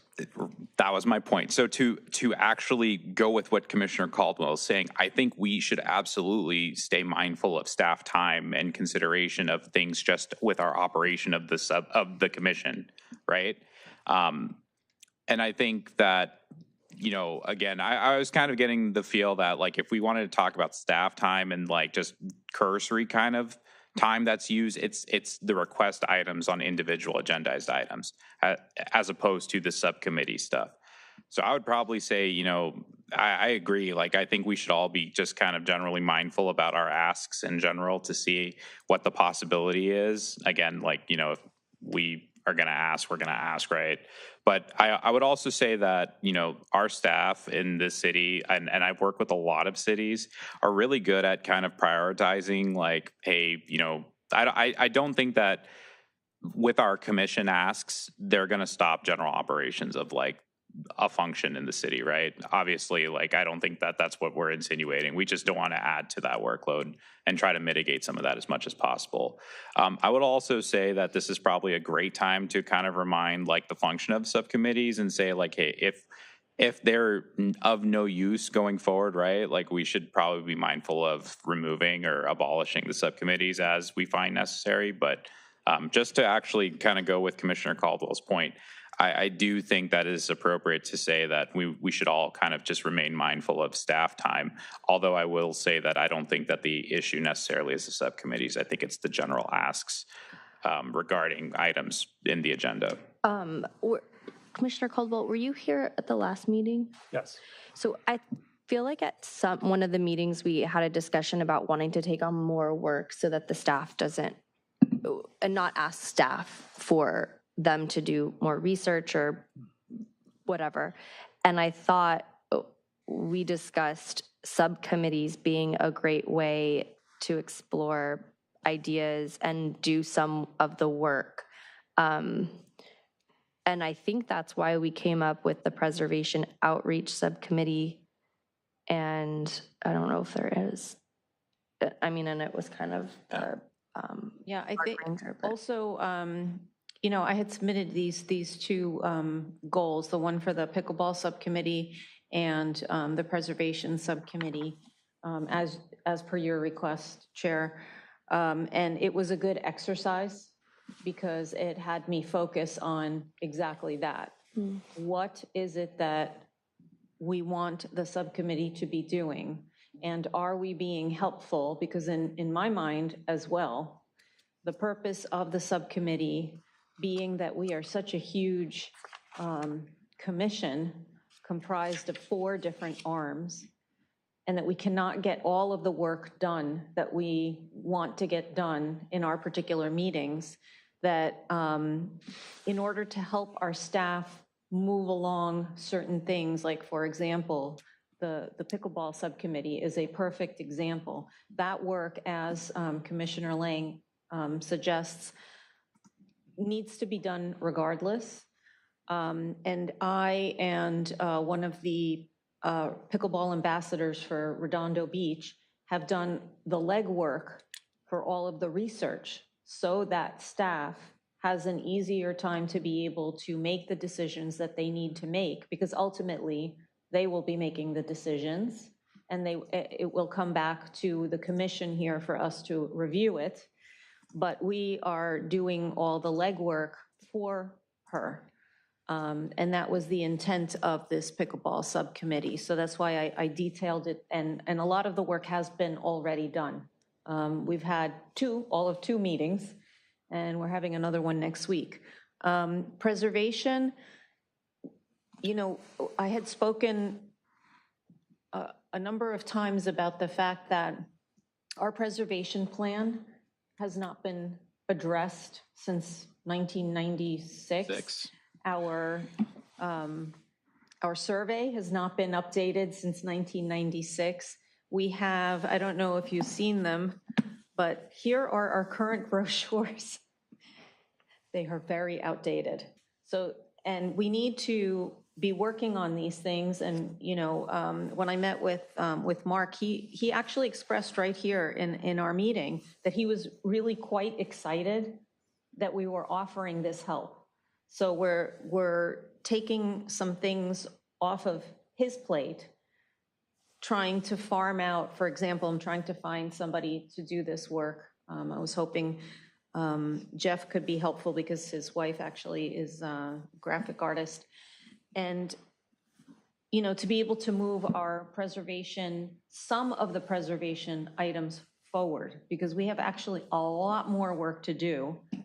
This is just the beginning. And a lot of it can be done, you know, through our hands here as, you know, commission members in our subcommittees, in our own time, and obviously not during the day. But I will be sending you a couple of things if you don't mind. I don't mind. I don't mind. So, but I do hear your concern, and it's you know, a rightful concern to look at this list, right? For somebody who doesn't know exactly what we're doing, to look at it, it could be a little bit intimidating. And, you know, without having spoken to what each individual subcommittee does and the purpose of it, I see what you're saying, but I want to put your heart at rest or at ease that, you know, our overall aim is to offload the work for our staff and not to add to it, but to make it easier. Thank you. And I think also, and that's why I spent some time the last month going over the new statute, the new ordinance that the city put out.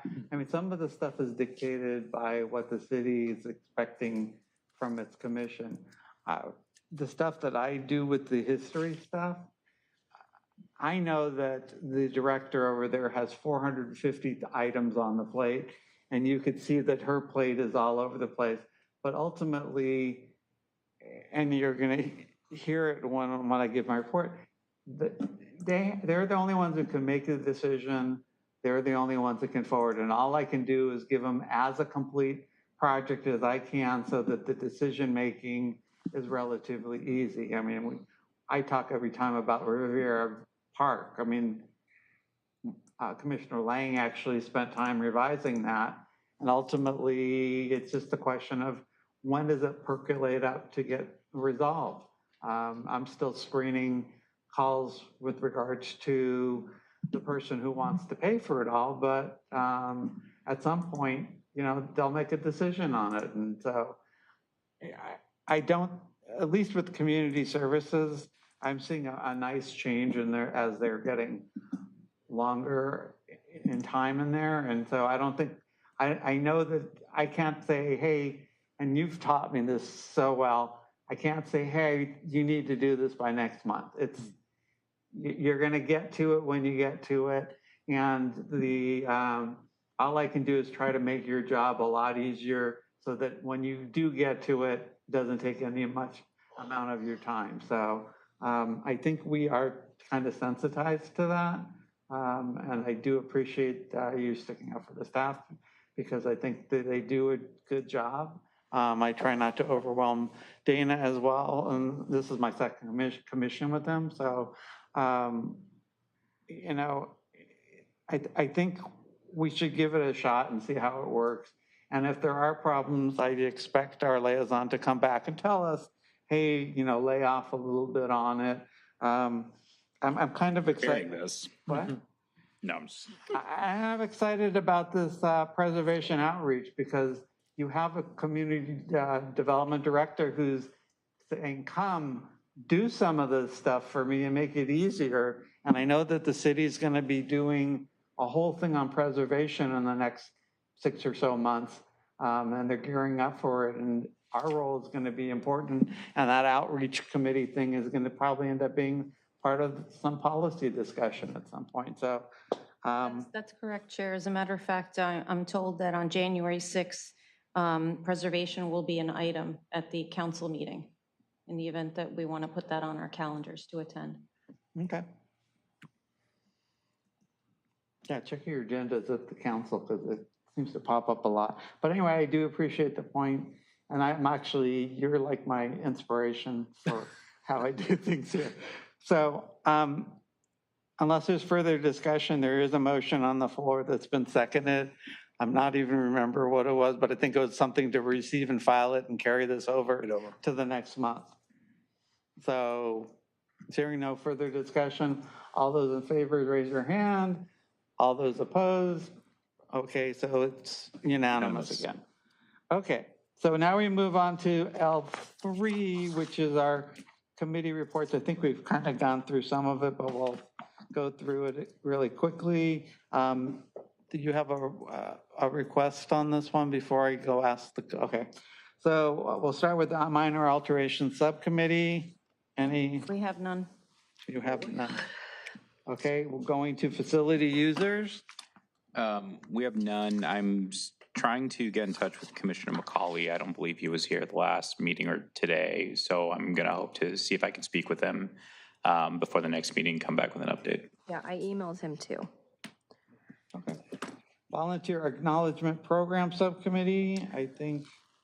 I also got on this committee as of the last meeting. I was hoping to speak with Commissioner Rowe. I'm going to also try to see if I can have a meeting or a conversation with him prior to the next meeting, and we can report back. Okay. The Bringing History to Community Subcommittee, my report is we're working on getting the 3 signs in the Ito Family Park that describe the Japanese internment, the executive order, and a little bit about the family. I didn't feel comfortable writing any of the things about the social implications of it. So we got permission from the National Park Service to use their text that they vetted through the whole thing. And then on the family, I wrote something up.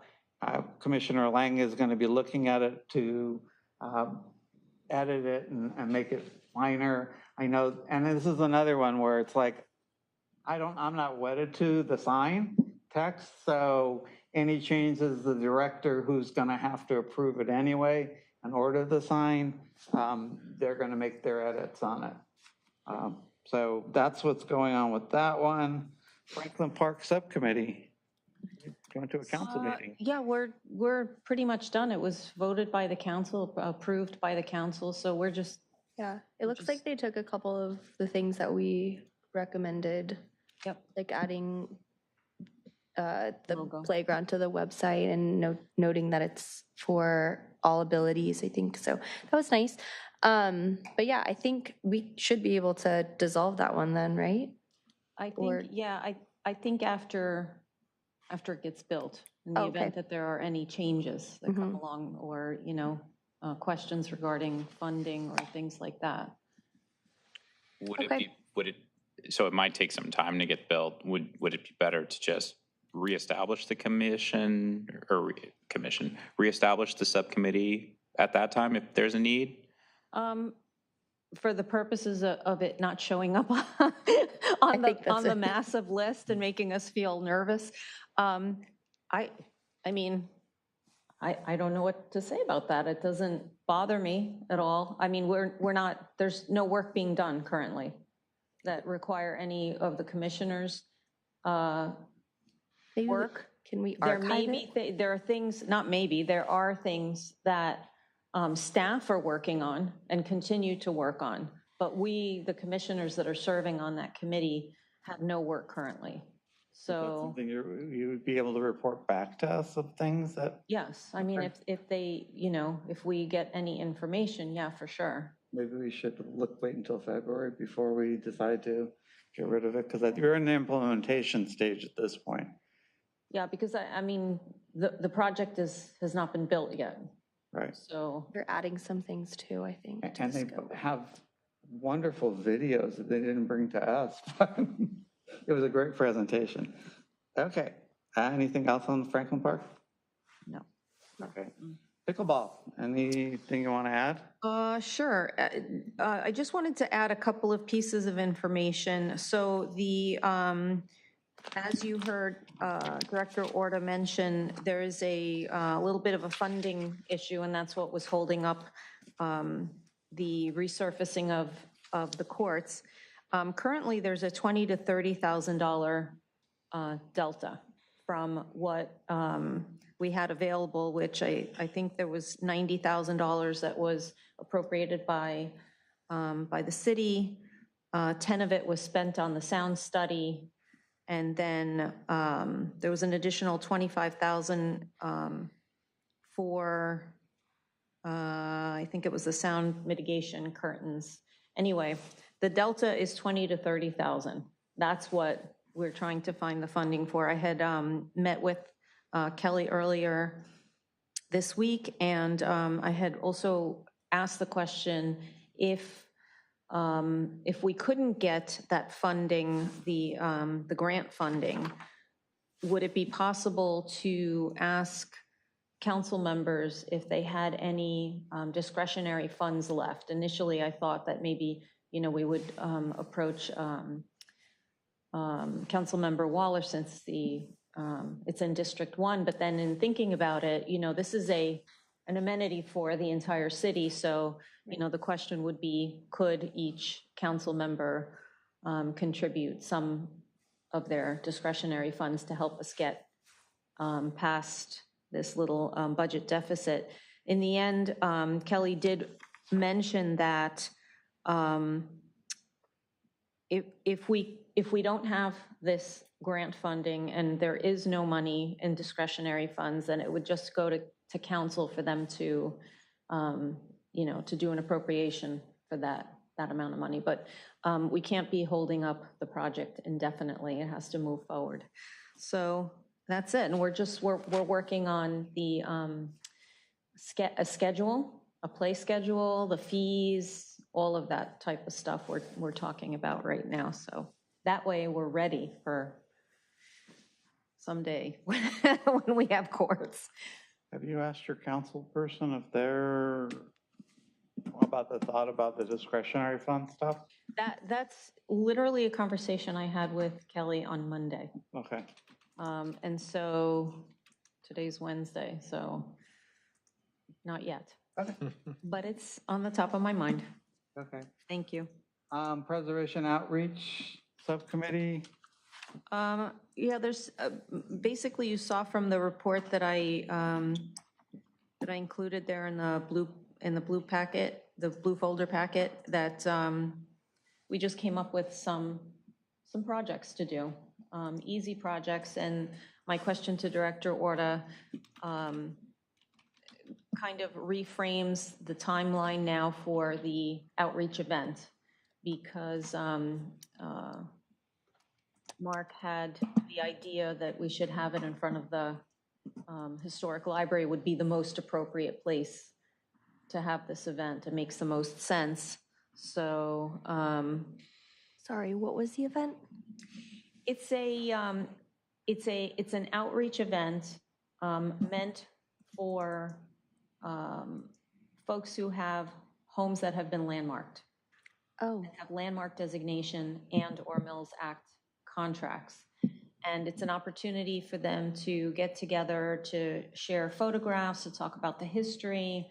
So it's like it's a really a feel-good event, but it's also an education event, because anybody in the city could participate in this. Anybody could come to this. Mark recommended, he had some great ideas. All of this came, from him. He got me excited about it. He recommended that we have guest speakers attend. So this is our first, let's say, step forward into educating the community, better educating the community on our preservation program, and to have people have a sense of pride, of ownership, to continue to have the pride of ownership of a landmarked property. Let me suggest another alternative. Gertruda is where we have the National Historic District. And almost a lot of the houses over there, they have a block party every year. And I think they've been going for about 50 years, a block party. And that may be a place where you can see if they'll let you set up some sort of table, or they can have an open forum. So if people have questions about that they can actually talk to people who have these historic homes. Is it Gertruda or Garnett? Gertruda. Gertruda. Okay. Garnett may be here next month, I don't know. But Gertruda has a whole block right from the high school, so there'll be ample area to park, and it's got a marker out there that says the National Historic District, so it may be good for that. I think Georgette Gattner, who you've probably seen at the council meeting, I think she owns a home over there, so she may be in on that as well. Okay, anything else? No. Okay. Not unless anybody has any questions. Recognition Preservation Subcommittee, I haven't actually had time to work on it. We kind of went back to work after not working for a while, so I've been dealing with that. And I think Commissioner Yusufa, you talked about the Budget Committee. Do you have anything else? Nope, that's it. Okay, great. So can I get a motion to, any public comments? There are no public comments. Okay, can I get a motion to receive and file the subcommittee review and project update? So moved.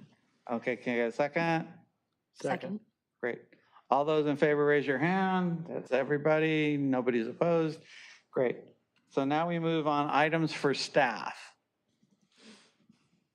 Staff? We have no items. We will be meeting in January. We've gone through the list of meeting dates for next year. We can bring that back. The only date that appears to be in conflict is in November, where it falls on Veterans Day, but we can have that discussion. But my understanding is Community Development has indicated that they plan on having a hearing in January, so we have committed to that date. We have not heard anything else about that. Thank you. Okay, I know you sent me a copy of all the dates. You sent it to I can other send it people out yet? to everybody. No. Okay. Is there an objection to getting those sent out to everybody else? I don't have an objection, but I do have a question just as it pertains to, and I think I mentioned this during the last meeting too. I don't know, do you guys furlough, right? You guys get... We do, and I think the previous year, I think we agreed not to have a January meeting because it was basically it fell odd like right after, but we anticipate at least being able to conduct that hearing, but we will be back on the 2nd of January, just in time to put, get things ready together for the agenda. It'll be a tight turnaround time, but again, That's what I was going to say. we want to accommodate community development, and usually those hearings are of a time-sensitive nature, so. I see, Michael. That was it. Thank you. Okay, anything else? No. Okay, then we'll do commissioner member items and future commission agenda topics. I don't see Commissioner Caldwell, so we'll start on this end. Commissioner Galassi. Yes. So if anybody has been following along on the sign, the Redondo Beach King Harbor sign, there's been a lot of chatter on Facebook. The council voted to update the sign on Tuesday. So what will happen is that the center image will be removed and will be replaced with the new approved city logo. And the lettering will also change, the font will also change, and the wording on the bottom as well will change. There's been significant pushback from the public regarding those changes. There are many people who have felt that this sign not only is iconic, but potentially a good representative for landmark designation. But because it is on city property, that nomination would have to come from the city to be nominated, to be evaluated for landmark designation.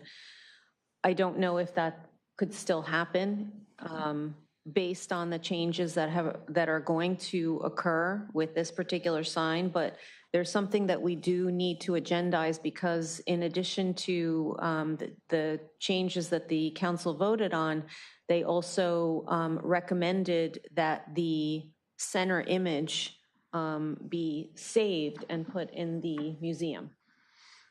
So I think it's quite a big item to be putting in a museum. So I think that that's something that we should agendize and discuss how that's going to happen. The other item that I'd like to agendize, just because it's a timely issue, is how we would like to commemorate the history of this sign, because it has changed several times throughout the years. And so I'd like to put that on the agenda, please. Okay, so you're proposing two different agenda topics, Yes, or you but want it as in one? the same agenda, if possible, since it's the same. Okay, so item. you want first an agendized discussion about the logo, correct? Or whatever the center, I don't know how you describe What we it. need to do with that, Okay, because since the council has voted that it be saved, now we have to determine, since they're recommending that it be put in the museum, that's something that we have to discuss, I think. okay. How that's gonna So it would happen, be a where it's gonna happen. recommendation to the council, is what you're Yes. proposing? Yeah. Okay, and then the second item is some sort of, I would call it a path of history, but some sort of marker that's on the property itself? Well, that's what the discussion would be, whether it's on the property there or, for example, at the Redondo Park that's currently being repaired. I'm just trying to narrow it Yeah. down so that we actually know what we're going to be talking about. Mhm. So it's somehow making a commemorative Yes, marker for that, or some commemorative sign, or yes. even posting something online would be within what your parameters are? Okay, so there's two things that I picked out of this that you want to agendize dealing with that center Mhm. logo. Mhm. Is there a second for that to agendize? I'll second it. Okay. Is there any, I guess we can't have discussion, can we? Okay, why don't we just take a vote then on it? How many want to put it on a future agenda? When you say future, it might not be next agenda, it might be after that, or? Well, here's the thing, I need to really understand, or we need to really understand when that's going to be taken down and where it's going to be stored. Right, I'm That's why I'm saying not the it's best to kind of- speak on the yeah. project timeline. My understanding is that they have allocated funding for it. I'd have to talk to the city manager's office to see where that is. So a future agenda item would probably be appropriate to have the appropriate staff personnel here. Regarding that, I assume it would be Jack, perhaps Kelly, if you're talking about placement at the museum. So we'd have to go back and do a little bit more research and find out where that falls. So again, given the holiday, we probably can't guarantee it'll be January, but we could get some information back to you. If you vote to agendize it, we should have some more information, at least as far as the direction next meeting. Okay. And maybe Public Works, because, and there's two sides to that, so Yes. there's Okay. two circles. Maybe we can get the dimensions by next meeting? Yeah, I believe the council directed staff to look at the possibility of, place to locate it. Again, I'd have to go back and watch the meeting, but that was a direction. And I don't know if that direction was allocated to a specific department like Public Works or community services in regards to the museum. So we can get some more information on that, and also if there's a timeline, if you have more time to plan on where it's allocated or presentation. But I can definitely get some more feedback on that. Okay, so we'll do the vote again because I don't think everybody got to vote. All those in favor of agendizing, whatever they call that, circle thing, making a recommendation to the council, raise your hand. All those opposed? Okay, it's unanimous again. And then you want, Some sort of historical commemoration for the sign where it would talk about its history, so I'm like gonna. photographs, et cetera, et cetera. I'm going to suggest the twofold process. I don't know when it would come back on our agenda, and it doesn't sound as urgent as it, but I would also recommend bringing history to the community subcommittee, look at that and make a proposal. So I guess we can do it as a dual thing, that it's referred to both the commission of the whole and to the subcommittee to come up with some sort of idea about it. Does that work? Yes. Okay, does that work with people? Do we have a motion to agendize it that way? Does that meet your expectation? Yep. I'll make that motion. Great, second? I'll second it. Okay. All those in favor, raise your hand. All those opposed? Okay, great. So it's going to be there, and I'll work with you to find out what we can do to move it along in the committee. That'll be you too, because I can get a hold of Macaulay either. Okay, anything else?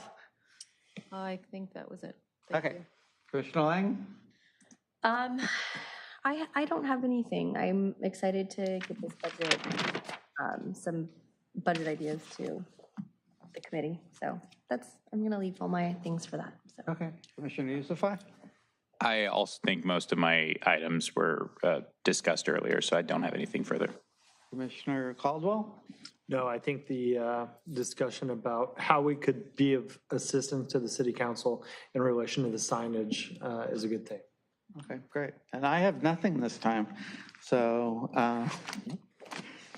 with that, I will entertain a motion to, was there concern about January 14th as a meeting date? Okay, so I will entertain a motion to adjourn, and I'll read the part once that motion is made. Is there a motion to adjourn? Motion to adjourn. Thank you. I'll second it. Thank you. So the next meeting of the Redondo Beach Public Amenities Commission will be a regular meeting to be held at 6:30 p.m. on January 14, 2026 in the Redondo Beach City Council Chambers at 415 Diamond Street, Redondo Beach. It is the intention of the City of Redondo Beach to comply with the Americans with Disability Act in all respects. If as an attendee or a participant at this meeting, you will need special assistance beyond what is normally provided, the city will attempt to accommodate you in every possible manner. Please contact the city clerk's office at 310-318-0656 at least 48 hours prior to the meeting to inform us of your particular needs and determine if an accommodation is feasible. Please advise us at that time if you'll need an accommodation to attend or to participate in the meeting. An agenda packet is available 24 hours a day at www.redondo.org under the city clerk. So we've had a motion and a second to adjourn. All those in favor, raise your hand. All those opposed? Okay, we are unanimously adjourned. Thank you.